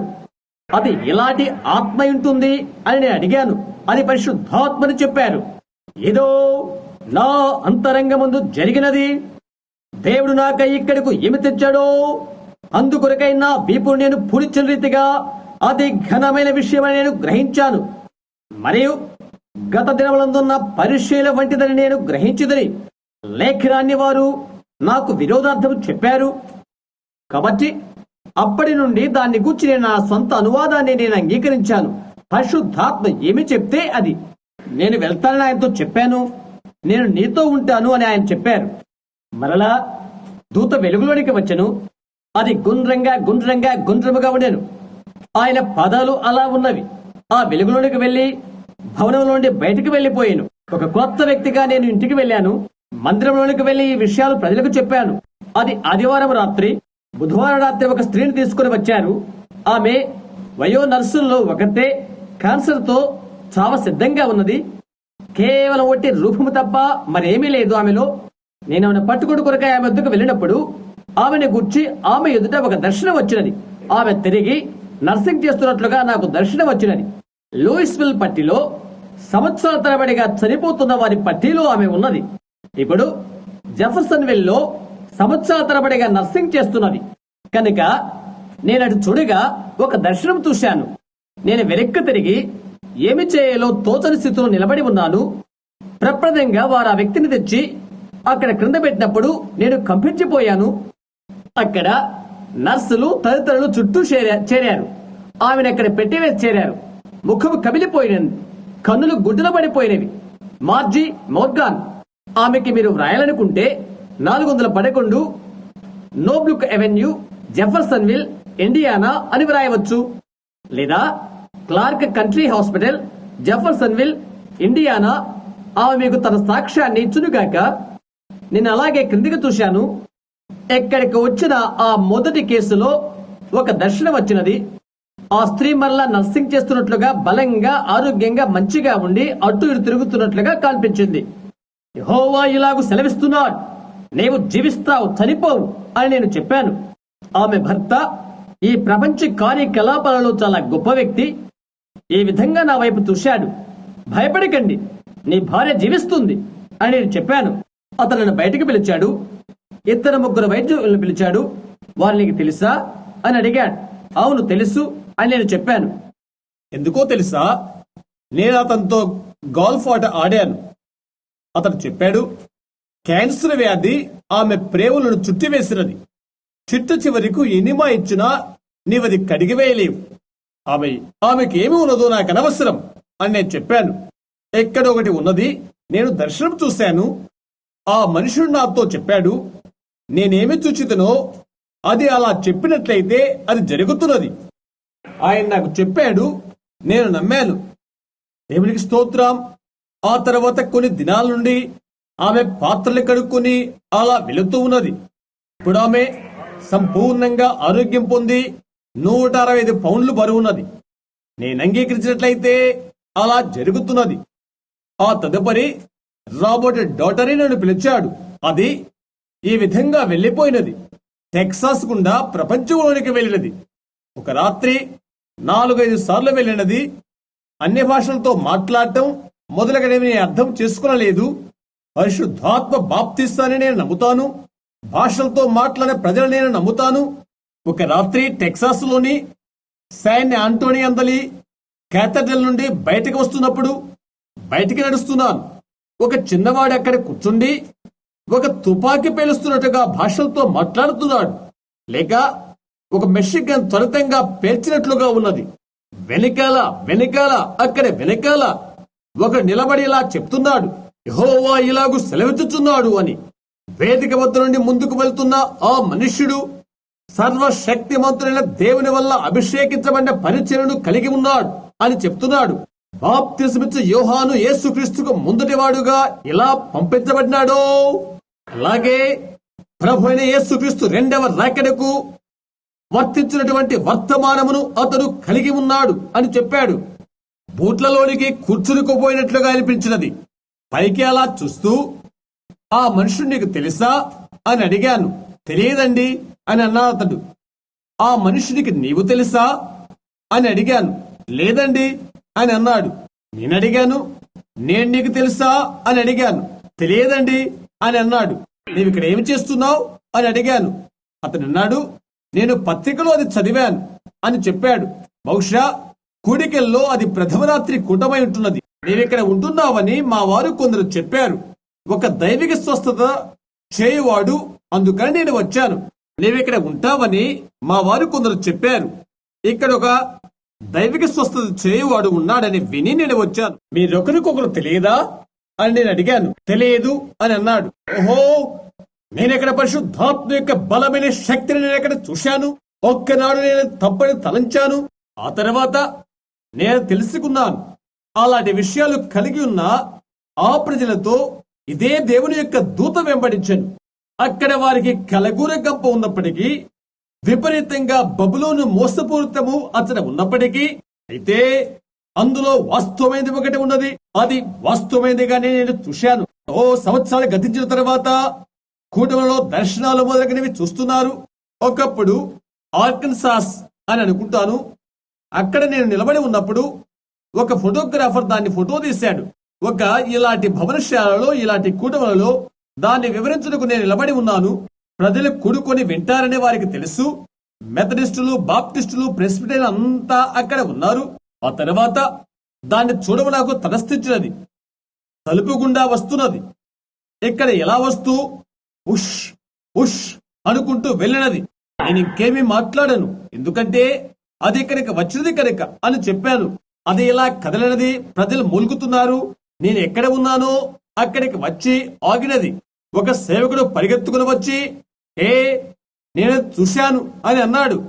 అది అతన్ని ముత్తిన వెంటనే అంధుడైపోయినట్లుగా వెనుక్కు పడిపోయాడు. అతని బొమ్మను పుస్తకంలో ఉన్నది చూడగలరు. ఏ విధంగా తల త్రిప్పుకుంటూ వెనుక్కబడినది అతని పటాన్ని మీరు చూడగలరు. అది ఎక్కడ ఆగినది. వెంటనే పత్రిక ఫోటోగ్రాఫర్ ఆ సమయం దాన్ని సంగ్రహించగలిగాడు. ప్రభు అయితే సిద్ధంగా లేడు. ఒక రాత్రి టెక్సాస్ లోని హాస్టన్ నగరంలో మ్యూజిక్ హాల్లో 1,000 మంది, 8,000 మంది పైగా అని చెప్పవచ్చు, ఆ గొప్ప శామ్ హాస్టన్ కొలొసెంకు వచ్చారు. ఆ రాత్రి వాగ్వాదమునందు ఒక బాప్టిస్ట్ బోధకుడు ఇలాగ చెప్పాడు, నేను నీచమైన వేషధారినని, వంచుకున్నని, మత వంచుకున్నని, ఇంకా మరొకరు కాదని అలాంటి వాణ్ణని చెప్పాడు. నగరాన్ని దాటి నేను పారిపోవలసిందని, అలా చేయదగిన వాడతడు అని అన్నాడు. సహోదరు బోస్వర్త్ చెప్పాడు, సహోదరు బ్రహ్యాం అలాంటిదే జరిగించగలిగావా? అతని సహాయాన్ని కోరు, అతని హస్తాన్ని పిలువు అని అన్నాడు. అని అన్నాను. గడబిడ అనేది నేను నమ్మను. గడబిడకు కాదు, సువార్త నిర్మితమైనది. జీవింపజేయడానికే సువార్త పుట్టినది. నేను చెప్పాను, నీవు అతన్ని ఎంతగా ఒప్పించినప్పటికీ అతను అలాగే సాగుతుంటాడు. అతనిలో వ్యత్యాసాన్ని ఏమీ తీసుకురాలేం. దేవుడు అతని హృదయంతో మాట్లాడినట్లయితే నేనేమి చేయగలను మాట్లాడకపోతే అని చెప్పాను. తర్వాత రోజు అతను వచ్చి ఇలా అన్నాడు, హాస్టన్ క్రానికల్ నుండి వారేమి తయారు చేశారో అది తెలియపరుస్తుంది అని. అక్కడ వారేది తయారు చేసినారో అది తెలియపరుస్తున్నది. అది చెప్తుంది వారు దేని కొరకై ప్రసంగించుతున్నారో దాన్ని స్వీకరించిన కొరకై భయపడుతున్నారు. ఆనాడు ఆయన వయసు 70 సంవత్సరాలు అయినప్పటికీ ప్రేమ కలిగిన వృద్ధుడైన సహోదరుడు బోస్వర్త్ నా ఎద్దుకు వచ్చి తన చేతులు నా చుట్టూరా చుట్టి, సహోదరు బ్రహ్యాం అని చెప్తున్నాడు, నీవది తీసుకుంటాం లేదని నేను అనుకుంటున్నావా అని అన్నాడు. నేను చెప్పాను, లేదు సహోదర బోస్వర్త్, లేదండి, నేనది తీసుకోవడం లేదు, అది నాకేమేలు చేయదు అని అన్నాను. నేను అన్నాను, నేను వేదికను విడిచి వెళ్ళినప్పుడు కేవలం అది రగడకలుగు చేస్తుంది అని అన్నాను. నేను ఇప్పుడు ఒక కూడికను జరిగిస్తున్నాను. అవన్నీ కూడా అలా చితికిపోవడం నాకు ఇష్టం లేదు. సరే, అతన్ని వెళ్ళనివ్వు అని అన్నాను. నేను చెప్పాను, అంతే, అతని గడబిడ చేస్తున్నాడు. నేను చెప్పాను, క్రితం వారు ముందున్నాం, వారితో మాట్లాడటం వల్ల ఏమీ ఉపయోగం లేదాయే. వారు అలాగే వెళ్తారు, వారిని వారు పట్టుకుని వెళ్తారు అని చెప్పాను. ఒక్కసారి వారు సత్యంలో కూర్చున్న అనుభవ జ్ఞానం పొందినట్లయితే అలాంటప్పుడు వారు స్వీకరించరు. వారు ప్రత్యేకించే గీతనే దాటారు కనుక ఈ లోకమందు కాని రాబో లోకమందు కాని వారికి క్షమాపణ పొందరు అని చెప్పాను. దాన్ని వారు దయ్యము అని పిలిచారు. వారికి కరుణ లేదు. వారికి భక్తిగా కల్పించుట అనగా మత సంబంధమైన ఆత్మ అనే దయ్యం వారిని పట్టినది. అది సత్యమని మీలో ఎంతమందికి తెలుసు? భక్తిగా కల్పించడం అనేది దయ్యము ఆత్మని మీకు ఎంతమందికి తెలుసు? అవునండి, మూలాధారముగా ఉండుట. మూలాధారం అని నేను చెప్పడం వలన అది ఏమేలు చేయలేదు, అయితే అది సత్యమే. పైకి భక్తి గల వారి వలె ఉండి దాని శక్తిని ఆశ్రయించుకునుట, అవును, అది వాస్తవమే. సూచనలు గుర్తులను దేవుడు ఎల్లప్పుడూ కూడా రుజువుపరుస్తాడు. కడవరి దినాల్లో అవే జరుగుతామని ఆయన చెప్పాడు. వృద్ధుడైన బోస్వర్త్ నాతో రానయ్యున్నాడు. ఆయన ఓ విధంగా అలసిపోయి ఉన్నాడు. జపాన్ నుండి ఆయన తిరిగి వచ్చాడు. ఆయన ఇక్కడే ఉంటాడు, లుబ్బాక్ లో నాతో కూడా ఉంటాడు. ఆయనకు కొంచెం జలుబు చేసినందున ఆయన భార్య ఇందులోకి రాలేకపోయారు. కాలేబలే ఉన్నాడని అందరూ అనుకున్నారు. అక్కడ నిలబడి ఇలా చెప్పాడు, ధీమాగా నిలబడి, సోదరు బ్రహ్యాం, నేను వెళ్ళి చేస్తాను అని అన్నాడు. నేను చేయాలని అనుకున్నట్లయితే నేను అన్నాను, ఓ సహోదర బోస్వర్త్, నీవు చేయవద్దు, నీవు గడబిడ చేస్తావు అని అన్నాను. ఒక చిన్న మాట కూడా గడబిడ కాదు అని చెప్పాడు అతడు. ముగించక ముందు ఇది వినండి, అతను వెళ్ళిపోయాడు. నీవు గడబిడ చేయనట్లయితే సరే అని నేను అన్నాను. నేను గడబిడ చేయను అని వాగ్దానం చేస్తున్నాను అని చెప్పి వెళ్ళాడు. ఆ రాత్రి 30,000 మంది ఆ భవనశాల మీద కూర్చుని ఉన్నారు. ఇక్కడ కూర్చున్న సహోదరు ఓజ్ ఆ రాత్రి అక్కడే ఉన్నాడు. ఆ రాత్రి ఆ భవనశాలలో కూర్చున్నాడు. మా అబ్బాయి చెప్పాడు, లేక నా భార్య చెప్పింది, నీవు ఆ కూడికకు వెళ్ళట్లేదా? నేను అన్నాను, లేదు అని చెప్పాను. నేను ఎక్కడికి వెళ్ళడం లేదు, వారి గడబిడ వినలేదని చెప్పాను. లేదండి, నేనెక్కడికి వెళ్ళను, అది వినును అని అన్నాను. రాత్రి అయినది, అక్కడికి వెళ్ళు అని ఎవరో నాతో చెప్పారు. నేను అద్దెకారు తీసుకున్నాను. నా సహోదరుడు, నా భార్య, నా బిడ్డలు అంతా వెళ్ళాం. ఎత్తుగా ఉన్న ఆ బాల్కనీ 30కి వెళ్లి కూర్చున్నాను. వృద్ధుడైన సహోదరు బోస్వర్త్ ఒక రాజకీయ చతురుడు వలె నడుచుకుంటూ బయటకు వెళ్లిపోయాడు. తెలుసా, బైబిల్ నందలి వివిధమైన వాగ్దానంతో కాపీలు అతని యుద్ధ ఉన్నవి. అతను చెప్పాడు, ఇప్పుడు డాక్టర్ బెస్ట్, నీవిక్కడికి వచ్చి వీటిలో ఏదైనా ఒక వాగ్దానము తీసుకుని బైబిల్ ద్వారా తప్పుగా నిరూపించవచ్చు. బైబిల్ గ్రంథంలోని వాగ్దానాలన్నీ ఈ దినమునందు యేసుక్రీస్తు రోగులను స్వస్థపరచునట్టుకు చెందినవే. వీటిలో ఏదైనా ఒక వాగ్దానము తీసుకుని బైబిల్ ద్వారానే ఇది బైబిల్కు వ్యతిరేక్తమని తెలుపు. నీది సరైనది అని చెప్పి చేయి కలిపి క్రింద కూర్చుంటాను. నేను లేచిన తర్వాత దాన్నే జగ్గదపరుస్తాను అని చెప్పాడతడు. ఆఖరికి కావాలనుకుంటున్నాడు అతడు, ఎందుకంటే సహోదరు బోస్వర్త్ పై అది రుద్దాలనుకుంటున్నాడు. చూశారా? కనుక సహోదరు బోస్వర్త్ చెప్పాడు, సరే సహోదర బెస్ట్, నేను ఒకటి అడుగుతాను, అవును లేక కాదు అని జవాబు చెప్పాలి. వాగ్వివాదాన్ని ముగించి వేద్దాం అని చెప్పాడు. నేను దాన్ని కాపు కాస్తాను అని అన్నాడు అతడు. మోడరేటర్ను అతడు అడుగుతాడో అడగమన్నాడు. అవునని చెప్పాను. అతడు అడిగాడు, సహోదర బెస్ట్, యెహోవా యొక్క విమోచన నామములు యేసుకు వర్తిస్తావా, అవునా కాదా అని అడిగాడు. అంతటితో అయిపోతుంది. అంతే. నేను చెప్తున్నాను, నా శరీరం అంతా ఏదో అయినట్లుగా అనిపించినది. నేను అలా అనుకోలేదు. చూడండి, అతడు జవాబు ఇవ్వలేడు అని తలంచాను. అతను నన్ను కట్టివేసినట్లయింది. అతను చెప్పాడు, సరే డాక్టర్ బెస్ట్, నేను హెచ్చరించబడుతున్నాను అని అన్నాడు. అతను చెప్పాడు, నేను దాన్ని ఆదుకుంటాను అన్నాడు. అప్పుడు, నా చిన్న ప్రశ్నకు నీవు జవాబు ఇవ్వలేవని నేను హెచ్చరించబడ్డాను అని చెప్పాడు. అతను దోసకాయ మాదిరిగా చల్లబడిపోయాడు. అతను ఎక్కడ ఉన్నాడో అతనికి తెలుసు కాబట్టి ఆ లేఖనం ఎక్కడున్నదో అక్కడే కులబడిపోయాడు. 30 నిమిషాల వ్యవధి తీసుకో, తర్వాత నేను చెప్తాను అని చెప్పబడినది.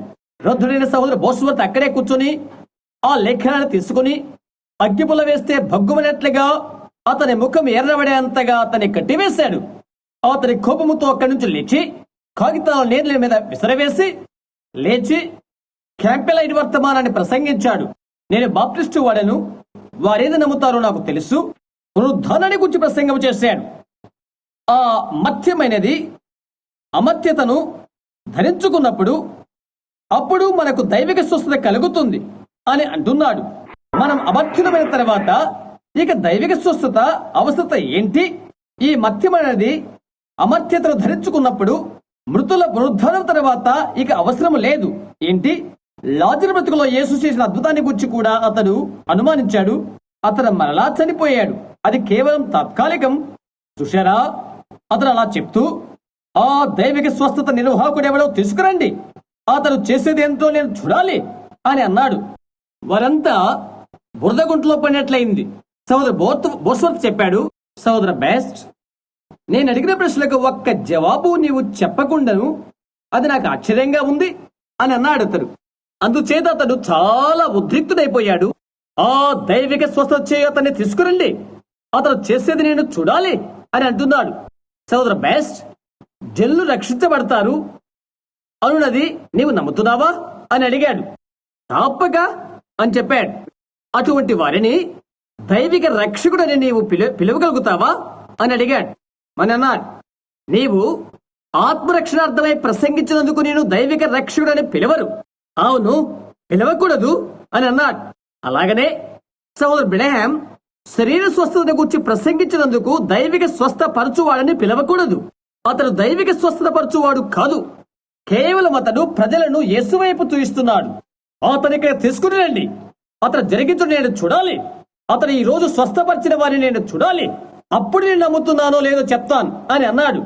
సోదర బెస్ట్, కల్వరి యుద్ధ జరిగిన మరొక సంఘటనగా అది అనిపిస్తుంది.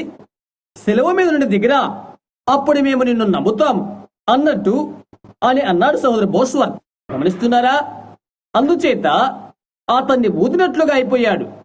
అతను చేయని నేను చూడాలి, అతను చేయని నేను చూడాలి అన్నాడు. మోడరేట్స్ అతన్ని కూర్చోబెట్టారు. అతను ముందుకు నడుస్తూ వెళ్ళాడు. అక్కడ ఒక పెంతెకోస్తు బోధకుడు నిలబడి ఉన్నాడు. వేదిక వరకు కూడా అతడు చర్చించుకుంటూ వెళ్ళిపోయాడు. అందుకని అతన్ని అక్కడ అప్పు చేశాడు. సోదరు బోస్వర్త్ అంటున్నాడు, ఇదిగో ఇదిగో, ఇక్కడ ఇక్కడ కాదు కాదు.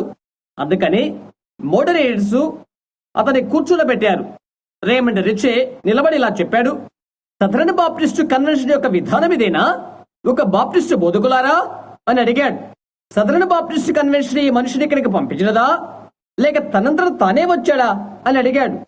వారు ఎలాంటి జవాబు చెప్పలేదు. నేను మిమ్మల్ని అడిగాను అని అంటున్నాడు.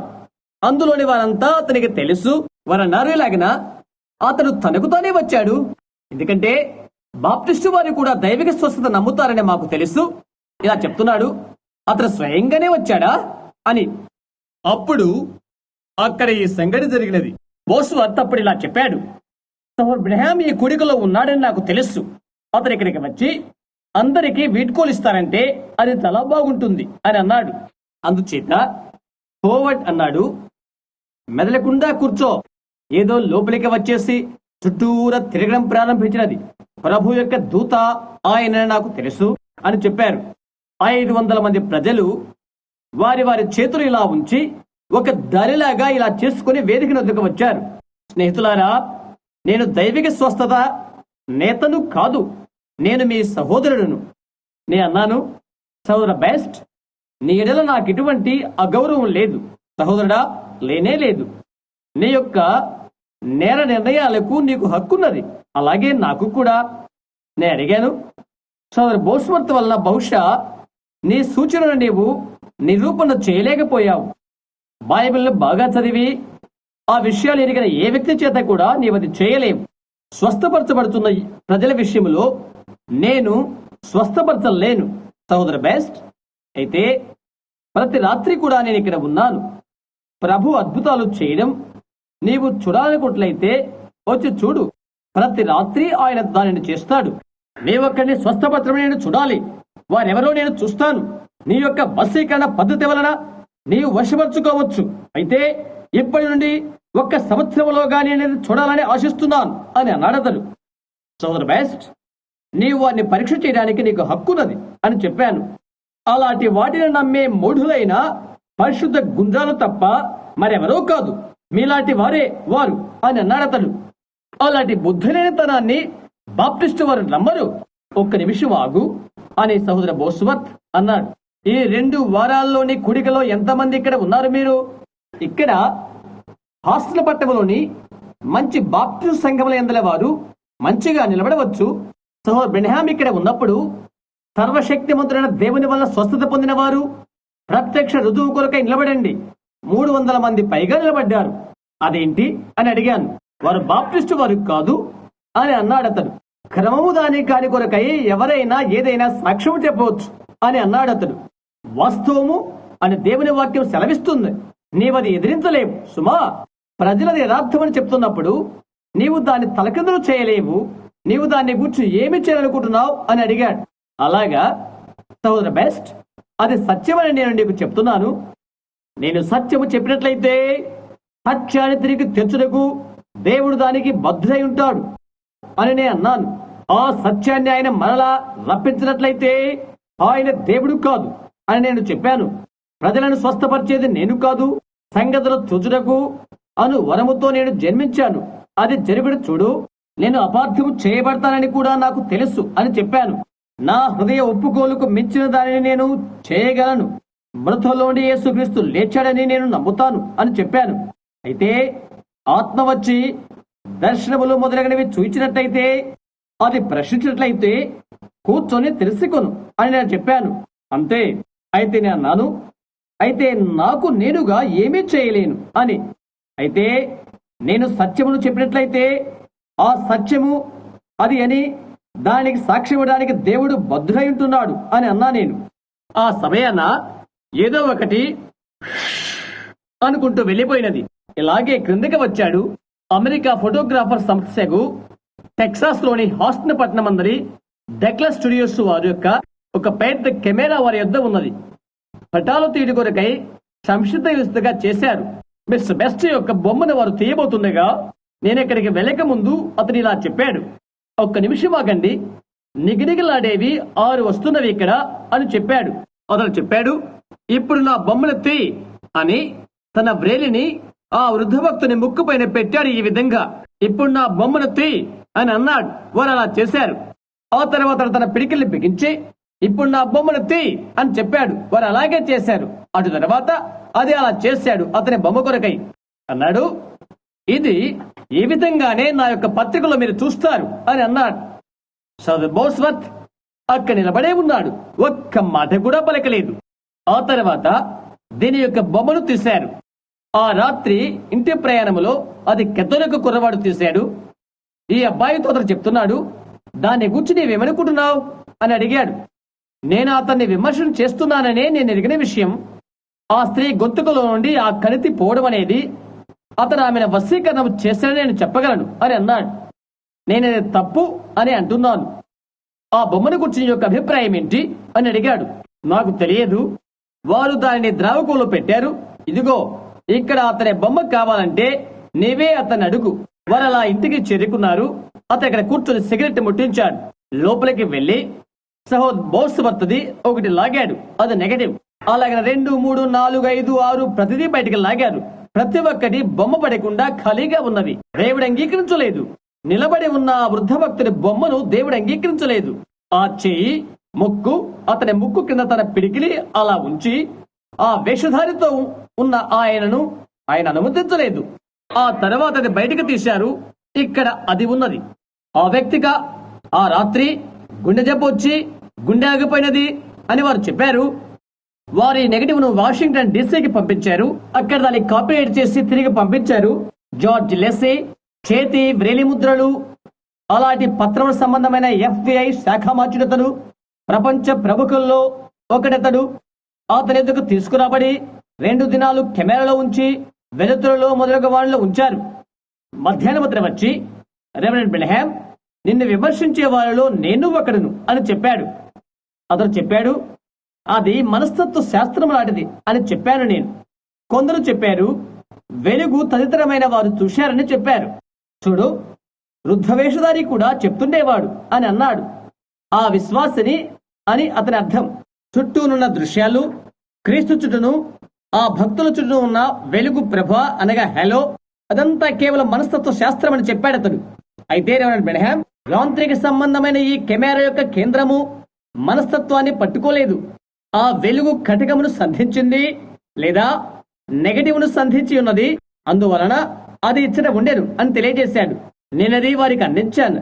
ఓ మిస్టర్, దాని యొక్క యోగ్యత ఏంటో నీకు తెలుసా అని అడిగాడు అతడు. నేను చెప్పాను, నాకు తెలియదు సహోదరుడా, నాకు తెలియదు. అయితే నీవు జీవించినంత కాలము అది నీకు నిరుపయుక్తమే. అయితే ఒక దినాన నవనాగరికత విస్తరించిన కొలది, క్రైస్తవం ఉండే కొలది దీన్ని గురించి ఒకటి జరగబోతున్నది. కాబట్టి స్నేహితులారా, ఈ రాత్రిలో భూమిపైన ఇది మన ఆఖరి కుడికైతే సర్వాధికారి అయిన దేవుని సన్నిధిలో నీవు నేను ఉంటాము. నా సాక్ష్యము సత్యమే. చాలా చాలా విషయాలున్నవి. దాని గురించి పుస్తక భాండారాలు రాయవలసి వస్తున్నది. అయితే నీవది తెలుసుకోవాలి. వాస్తవంగా ఇక్కడున్న వారి నేను ప్రసంగించున్నప్పుడు ఆ వెలుగును ఎంతమంది చూశారు? పఠములో కాకుండా భవనంలో ఉన్నవారు, అది ఎప్పుడైనా చూసిన వారు మీ చేతులు చూయించండి. గమనించండి, 8, 10 చేతులు కూర్చున్న వారిలో వారు చూడగలిగిరి, నేను చూడలేక ఉంటిని.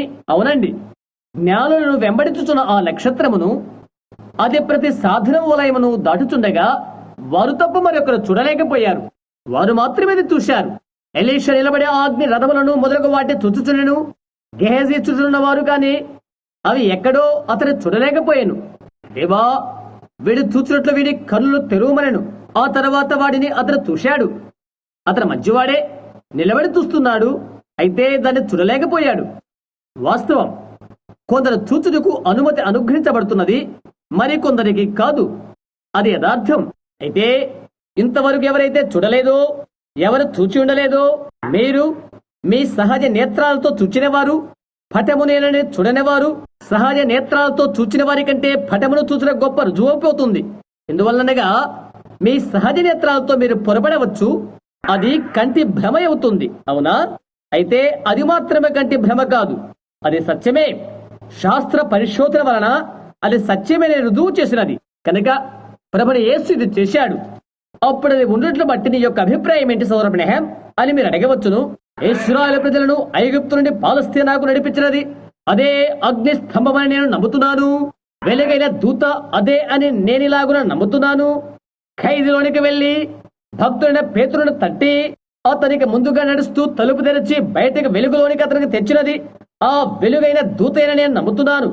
అదే ఆయనే నిన్న నేడు యుగ యుగములు ఒక్కటే రీతిగా ఉన్న యేసుక్రీస్తు నేను నమ్ముతున్నాను. ఆమేన్. ఆయన నిన్న ఎలాగున్నాడో ఈనాడు ఒక్కటి రీతిగా ఉన్నాడు. అదే యేసు ఎల్లప్పుడూ అలాగే ఉంటాడు. నేను దాన్ని గురించి మాట్లాడుతున్నప్పుడు, ఆ వెలుగును గురించి మాట్లాడుతున్నప్పుడు, పఠములో ఉన్నటువంటి దాన్ని గురించి నేను ఇక్కడ ఇలాగ నిలబడ్డానో అక్కడికి 2 అడుగులు తక్కువ దూరంలో ఉన్నది. అవును, నా కళ్ళతో నేను చూడలేకపోయాను. అయితే అది ఇక్కడే ఉన్నదని నాకు తెలుసు. ఎప్పుడైనా నా ప్రక్కనే ఉన్నదని నాకు తెలుసు. వ్యత్యాసాన్ని తెలుసుకోగలిగినట్లయితే, సర్వశక్తివంతుడు దేవుని యొక్క బలము అది పట్టుకోగలిగితే, అప్పుడు వస్తువుల వ్యత్యాసం ఎలాగుంటుందో గ్రహించగలరు. ప్రతి ఒక్కరికి అది సవాలు వంటిది. నేను ఎటువంటి వ్యాధిగ్రస్తునికి ప్రార్థన చేయబోవడం లేదు. నేను ఒక బంధనం అనగా ఒప్పగింత చేయనై ఉన్నాను. అయితే దర్శనం సంబంధమైనది ప్రజల మధ్య వ్రేలాడుతున్నది. దేవునికి అది తెలుసు. ఎటువంటి ప్రార్థనా వరుసలు పిలవబోట్లేదు. మిమ్మల్ని అక్కడికి అలాగే కూర్చొనిస్తాను. మీలో ఎంతమందికి ప్రార్థనా కార్డు లేదు చేయి చూపించండి. ఒకరికి ప్రార్థనా కార్డు లేదు. ప్రార్థనా కార్డు లేదా? ఆ నల్లజాతి అమ్మ అక్కడ కూర్చుండి చేతులెత్తున చూస్తున్నాను. అవునా? నీవొక్కరివే కనుక ఒక్క నిమిషం నిలబడు. పరిశుద్ధాత్మ ఏమి చేస్తారో నాకు తెలియదు. నీవు నిజముగా భీకరంగా నా వైపే చూస్తున్నావు. నీకు ప్రార్థనా కార్డు లేదా? సర్వాధికారైన దేవుడు నీ బాధ ఏమైనది నాకు తెలియచేస్తే నేను దీన్ని కేవలం ప్రారంభముగానే ఆరంభిస్తాను. నీవు నన్ను నమ్ముతున్నావా? నాలో ఏమీ లేదని నీవు నమ్ముతున్నావా? నాలో ఏ ఒక్క శ్రేష్ఠత నాలో లేదు. నీవు వివాహిత అయిన స్త్రీ అయినట్లయితే నీ భర్త కంటే నాలో ఏ ప్రత్యేకత లేదు. నేను కేవలం మనిషినే. దేవుని కుమారుడైన యేసుక్రీస్తు ఈ విషయాలు ఎరుగుడు కొరకై తన ఆత్మను పంపించున్నాడు. నీలో ఉన్నటువంటి బలహీనత ఏదో దేవుడు నాకు తెలియజేసినట్లయితే నిన్ను గురించి తెలుసుకోవటానికి మరో మార్గం నాకు లేదని నీకు తెలుసా? నీ హృదయపూర్తిగా నీవు నమ్ముతున్నావా? దేవుడు నిన్ను దీవించను. అలాంటప్పుడు నీకు నా రక్తపోటు నిన్ను విడుస్తుంది. అదే నీకున్నది. అవునా? కూర్చో. ఒకసారి నీవు అది నమ్ము. ఎవరైనా నమ్ముడి కొరకై నేను సవాలు చేస్తున్నాను. ఇటు చూడు, నేను ఒక విషయం చెప్తాను. మార్త ప్రభుని యేసు వద్దకు వచ్చుచుండెను. ఆయన ఏమి చేయనాడో తండ్రి ముందుగా ఆయనకు చూయించినప్పటికీ ఆ వరము బయలుపరచబడలేదు. ముందుగా తెలియపరచబడలేదు. అయితే ఆమె చెప్తుంది, ప్రభువా, నీవిక్కడ ఉన్నట్లయితే మా సహోదరుడు చావకుండును అని చెప్పినది. అయితే ఇప్పటికైనా దేవుణ్ణి నీవు ఏమడిగినప్పటికీ కూడా ఆయన నీకు అనుగ్రహించును అని చెప్పినది ఆమె. ఆయన అన్నారు, పునరుద్ధానమును జీవమును నేనే. నా యందు విశ్వాసముంచువాడు చనిపోయాడు బ్రతుకును, బ్రతికి నా యందు విశ్వాసముంచిన వాడు మరి అన్నడు చనిపోడు. ఇది నమ్ముతున్నావా? ఆమె చెప్తుందేంటో విను. అవును ప్రభువా అని ఆమె చెప్తున్నది. నీవు చెప్పిందంతా సత్యమేనని నేను నమ్ముతున్నాను. నీవి లోకములకు రావలసిన దేవుని కుమారుడు అని నమ్ముతున్నాను. విధేయతో కూడిన ఆమె అడుగు అలా ఉన్నది. నీవు మరో విధంగా ఉన్నట్లుగా ఉన్నావు. అవును కదమ్మా? అవును, అది యథార్థమే. నీ ప్రక్కనే కూర్చుని ఉన్న మరొక ఆమె కీళ్ళ సంబంధమైన జబ్బు, స్త్రీ సంబంధమైన వ్యాధితో కూడా బాధపడుతున్నది. అవునమ్మా? ఆ ఎరుపు రంగు వస్త్రాలు ధరించి ఉన్న నీవు ఒక్క నిమిషం నిలబడు. నీవెంతో సమీపంగా ఉన్నావు. దర్శనం నీ కొరికే వచ్చినది. స్త్రీ సంబంధమైన కీళ్ళ సంబంధమైన వ్యాధి. అవునా? ఇక్కడ నీ జీవితంలో మరొక విశేషత, నీవు మంచి ముందు చూపు కలిగిన దానవు. నీ బ్రతుకులో అనేక బాధలు కలిగి ఉన్నావు. తో బాధ ఎదుర్కొంటున్నావు. ఆ బాధ దేని కొరకనగా నీవు ప్రేమించు ఒకరి కొరకు. ఆ వ్యక్తి నీ భర్తే. అతడు త్రాగుబోతు. అతడు మందిరానికి వెళ్ళాడు. అదే వాస్తవమైతే నీ చేయి పైకెత్తు. అమ్మా, దేవుని నిన్ను దీవించునుగాక. నీ దీవెను నీవు స్వీకరించి నీ ఇంటికి వెళ్ళు. నీవు స్వస్థత పొందావు. వెలుగు వైపు మల్లుకున్నావు. ఆ ప్రక్కనే కూర్చున్న పురుషుడు కూడా మీరే అండి. నీవు నమ్ముతున్నావా? నీ పూర్ణ హృదయముతో నమ్ముతున్నావా? నీ ఇంద్రియాలలో ఒక ఇంద్రియ స్పర్శను నీవు పోగొట్టుకున్నావు. అదేదనగా వాసన చూచుట. అవును కదా? అలాగైనట్లయితే నీ చేయి ఊపు. నీ నోటి మీద నీ చేయి అలాగే ఉంచుకో. ప్రభువైన యేసు, నా హృదయపూర్తిగా నేను నమ్ముతున్నానని చెప్పు. దేవుడు నిన్ను దీవించును. వెళ్ళు. నీ స్వస్థతను నువ్వు పొందుకున్నావు. దేవుని ఎందుకు శ్వాసం ఇచ్చినారా? దాని గురించి మీరేమని తెలుస్తున్నారు? అక్కడ వెనకాల ఉన్నవారు మీరు నమ్ముతున్నారా? భక్తిపూర్వకంగా అక్కడ వెనకాల ఒక మూల కూర్చున్న స్త్రీ, ఆమె పైగా ఆ వెలుగు వ్రేలాడుతున్న నేను చూస్తున్నాను. ఆ వెలుగు ఎలా వ్రేలాడుతున్నదో అనేది నేను ఈ విధంగా చెప్తున్నాను. ఈ వెలుగు ఇక్కడే ఆమె పైగా వ్రేలాడుతుంది. ఇంకొక నిమిషం, అదేమైంది చూస్తాను. ఆ స్త్రీ గుండె జబ్బుతో బాధపడుతున్నది. ఆమె నా వెంకే చూస్తున్నది. ఆమె భర్త ఆమె ప్రక్కనే కూర్చొని ఉన్నాడు. ఆమె భర్తకు ఒక విధమైన జబ్బున్నది. ఒలిక్కి పడుతుంటాడు. అవునండి? అదే నిజమైతే మీ చేతులు పైకెత్తండి. అవును, చిన్న కండవ మెడక్ కట్టుకున్న స్త్రీ, అది నీకే. అయ్యగారు, అవునా? ఈ రోజు కూడా మీరు తబ్బిబులైనట్లుగా ఉన్నారు లేరా? పురుషుడు, నీ కడుపులో నీవు అలా తబ్బిబులైనట్లుగా ఉంటావు. అవును, మీరందరూ కూడా మీ పరిపూర్ణ హృదయంతో నమ్ముతున్నారా? మీ ఇద్దరు మీరు దాన్ని అంగీకరిస్తున్నారా? నేను మీతో చెప్తున్నాను, నీ చెయ్యి ఎత్తినటువంటి మీతో అని నా అర్థం ఇంకొకరితో కాదు. పొగ త్రాగే అలవాటు అది వదిలిపెట్టండి. మీరు చుట్టులో త్రాగుతారు. అలా చేయకండి. అది నేను వ్యాధిగ్రస్తులు చేస్తుంది. అవునా? అవునట్లయితే మీ చేయి ఇలా ఊపండి. అదే మిమ్మల్ని అలా తబ్బిబ్బులుగా చేస్తున్నది. మీ నరాలలో మీకు అది హాని కలిగి చేస్తుంది. చండాలమైనది. వదిలేసేయి. ఇక ఎన్నడూ చేయవద్దు. నీవు ఆరోగ్యవంతుడిగా ఉండగలుగుతావు. నీ భార్య గుండె జబ్బు, ఆమెను వదిలిపెట్టి అది ఆ గుండె జబ్బు కూడా పోతుంది. అది నమ్ముతున్నావా? అది వాస్తవమేనా? ఇకపైన నీవు అది తెలుసుకుంటావని నేను అనుకుంటున్నాను. నీ ముందు జేబులో చుట్టలు పెట్టుకుని ఉన్నావు. అవునా? అవి బయట పడవేయి. నీ భార్య పైన చేయించు. ఒక లాంటివని దేవునితో చెప్పు. నీవు నీ భార్య ఆరోగ్యవంతుల ఇంటికి వెళ్ళండి. మన ప్రభువైన యేసు నామము స్తుతించబడుగాక. నీవు నీ నిండు హృదయంతో నమ్ముతున్నావా? ఇక్కడే కూర్చొని ఉండి నా వైపు చూస్తున్న ఈ చిన్నమ్మాయి, ఆ మొదటి వరుసలో ఇక్కడే కూర్చొని ఉన్న నీవు, ఒక చిన్నమ్మాయి అక్కడ కూర్చొని నా వైపే చూస్తున్నది. నీవు ప్రార్థనా కార్డు కలిగి ఉన్నావా? ఇక్కడే నీకు ప్రార్థనా కార్డు లేదా?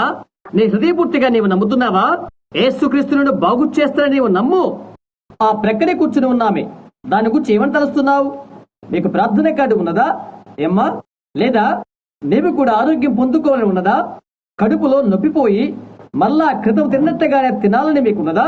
ఇప్పుడే యేసు స్వస్థపరుస్తాడని నమ్ముతున్నావా? యేసు క్రీస్తుని నేను స్వస్థపరిచినట్లయితే నిలబడు. అల్సర్ సంబంధమైన కడుపు జబ్బు నీకున్నది ఉన్నదా? అది నరాల బలహీనత వల్ల వచ్చినది. ఎంతో కాలం నుంచి నీవు నరాల బలహీనత చేత బాధపడుతున్నావు. ప్రత్యేకించి ఊరిటి రసం అంటే ఒక విధమైన రసం పుట్టుకుని వచ్చి నీ నోట్లోనికి అన్నం మరలా వచ్చి పండ్లకు జల అనిపిస్తుంది. అవునది వాస్తవం. అవునండి, ఇది పెప్టిక్ అల్సర్. అది నీ కడుపు భాగానక పేరుకొని ఉంది. కొన్ని పర్యాలు భోజేసిన తర్వాత ప్రత్యేకించి కాల్చిన రొట్టె వెన్న తిన్నప్పుడు మండిపోతుంది. అవునా? నేను నీ మనస్సును పట్టణము చేయడం లేదు. అయితే పరిశుద్ధాత్మ సర్వజ్ఞుడు. నీవిప్పుడు స్వస్థపడ్డావు.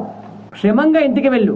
ఈ మార్గాన వెనకాల ఉన్నటువంటి వారు ప్రార్థనకారు లేకుండా అక్కడ ఉన్న కొందరు మీరు చేయొద్దండి. ప్రార్థనకారు లేకుండా ఉన్నవారు మంచిది. భక్తిపూర్వకంగా ఉండము. పూర్ణ హృదయంతో నమ్మండి. పైన బాల్కనీలో ఉన్నవారు దేవుని విశ్వాసముంచండి. నాకు నేనే చేయట్లేదు. ఇది కేవలము ఆయన యొక్క సర్వాధికారమైన కృప మాత్రమే. మీరు నమ్ముతున్నారా? ఆయన నాకు చూయించిన కొలది నేను చెప్పగలుగుతాను. మీ యొక్క విశ్వాసాన్ని బట్టి మీ విశ్వాసాన్ని కదలించుట అని చెప్పగలను. ఆ తర్వాత ఆయన ఎలాగో నడిపిస్తే అలాగే. ఇది మీరు గ్రహించారా? ఇది మీ సహోదరుడు కాదు. మీరు ఆయన సన్నిధిలో నిలబడుతున్నారు. నేను కాదు ఈ పని చేస్తున్నది. మీ విశ్వాసమే దాన్ని కార్యనిర్వహణగా చేస్తున్నది. నేను కాదు నిర్వహించేది. మీ యొక్క విశ్వాసం చేస్తున్నది. దాన్ని నిర్వహణ చేయడానికి నా యందు ఏమీ లేదు. ఈ మూలలో ఒక విధంగా పెద్ద వయస్కులై కళ్ళజోలు పెట్టుకుని అక్కడ కూర్చున్న ఒక నల్ల జాతీయుడిని నేను చూస్తున్నాను. మీకు ప్రార్థన కార్డు ఉందండి. ఒక నిమిషం నిలబడండి. నేను దేవుని యొక్క దాసుని మీరు నమ్ముతున్నారా? మీ పూర్ణ హృదయంతో మీరు ఇంకొకటి కూర్చుని మీరు ఆలోచన చేస్తున్నారు. అవును కదా? అది వాస్తవం అయితే మీ చేయి ఊపండి. మీ సహోదరుడైన నేను కాదు. అది మీకు ప్రార్థనా కార్డు లేదు. వరుసలోకి వచ్చే మార్గము లేదు. ఎందుకంటే ప్రార్థనా కార్డు లేదు కనుక.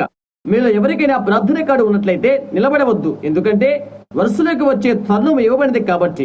అయితే అతని పైన ఆ వెలుగు వ్రేలాడుతుంటే నేను చూస్తున్నాను. ఇంతవరకు ఎలాంటి దర్శనము కలగలేదు. సహోదరుడా, నేను నిన్ను బాగు చేయలేను. నేను చేయలేను. దేవుడు మాత్రమే చేయగలుగుతాడు. అయితే నీ విశ్వాసం ఉండాలి. నీవు నమ్ముతున్నావా? ఇంకో మార్గాన చేయనది ఇంకొకటి ఏదో ఉన్నది. సర్వశక్తిమంతుడు దేవుడు ఇతని యొక్క బాధ ఏంటో తెలిపినట్లయితే మీరంతా స్వస్థత పొందుతారా? సరిగ్గా 10-15 గజాల దూరంలో నాకు నిల్చొని ఉన్నాడు. నా జీవితంలో నేను ఏనాడు అతన్ని చూడలేదు. అతను పురుషుడుగానే నిలబడి ఉన్నాడు. ఆ మనుషుల్లోని బాధ ఏమైనది? సర్వశక్తిమంతుడికి దేవుడు తెలియజేసినట్లయితే ఇక్కడున్న ప్రతి ఒక్కరూ ఆరోగ్యవంతులై వెళ్ళవలసి ఉంటున్నది. దేవుడు ఇంకా ఏమి చేయగలరు? అవును కదా? అయ్యా, మీలో ఎలాంటి బాధ లేదు. రాత్రులు లేచినప్పుడు కొంచెం అలా ముందుకు తూలుతుంటారు. అయితే అది మీ బలహీనత కాదు. మీ అబ్బాయిని గుర్చే మీ బలహీనత. మీ అబ్బాయి ఒక విధమైన రాష్ట్ర విద్యాశాఖలో ఉంటున్నాడు. అతడు బహుముఖ ప్రజ్ఞాశాలి. అవును కదా? అదే వాస్తవమైతే మీ చేయి చూపించండి. నిష్కర్షంగా వాస్తవమైన విషయం. దేవుని కుమారుని యేసుక్రీస్తు ఇక్కడ నిలబడి ఉన్నారని మీరు ఎంతమంది నమ్ముతున్నారు? లేచి నిలబడి స్తుతించి మనం స్వస్థత పొందుకుందాము. సర్వాధికారియకు దేవా, నిత్య జీవానికి దాత, ప్రతి మంచి యొక్క ప్రదాత, నిన్న నేడు యుగయుగాలు ఒక్కటే రీతిగా ఉన్న ప్రభుని యేసుక్రీస్తువై నీవిక్కడ ఉన్నావు. సతరా, ఎప్పటి వరకు ఈ ప్రజలను మోసము చేశావు? వాళ్ళ ఉండి బయటికి రా. అగ్నిస్తంభ రూపాన ఇక్కడ ఎవరైతే ఉన్నారో ఆయన సన్నిధిలో అట్టి జీవము గల దేవుని పేట నేను నీకు ఆజ్ఞాపిస్తున్నాను. ఈ ప్రజలను విడవు. వాళ్ళ నుండి బయటికి రా. యేసు నామమున ప్రతి ఒక్కరు మీ చేతుల పైకెత్తి దేవుని స్తుతించండి. మీరు ప్రతి ఒక్కరు స్వస్థతను స్వీకరించండి. హల్లెలూయా, హల్లెలూయా, హల్లెలూయా.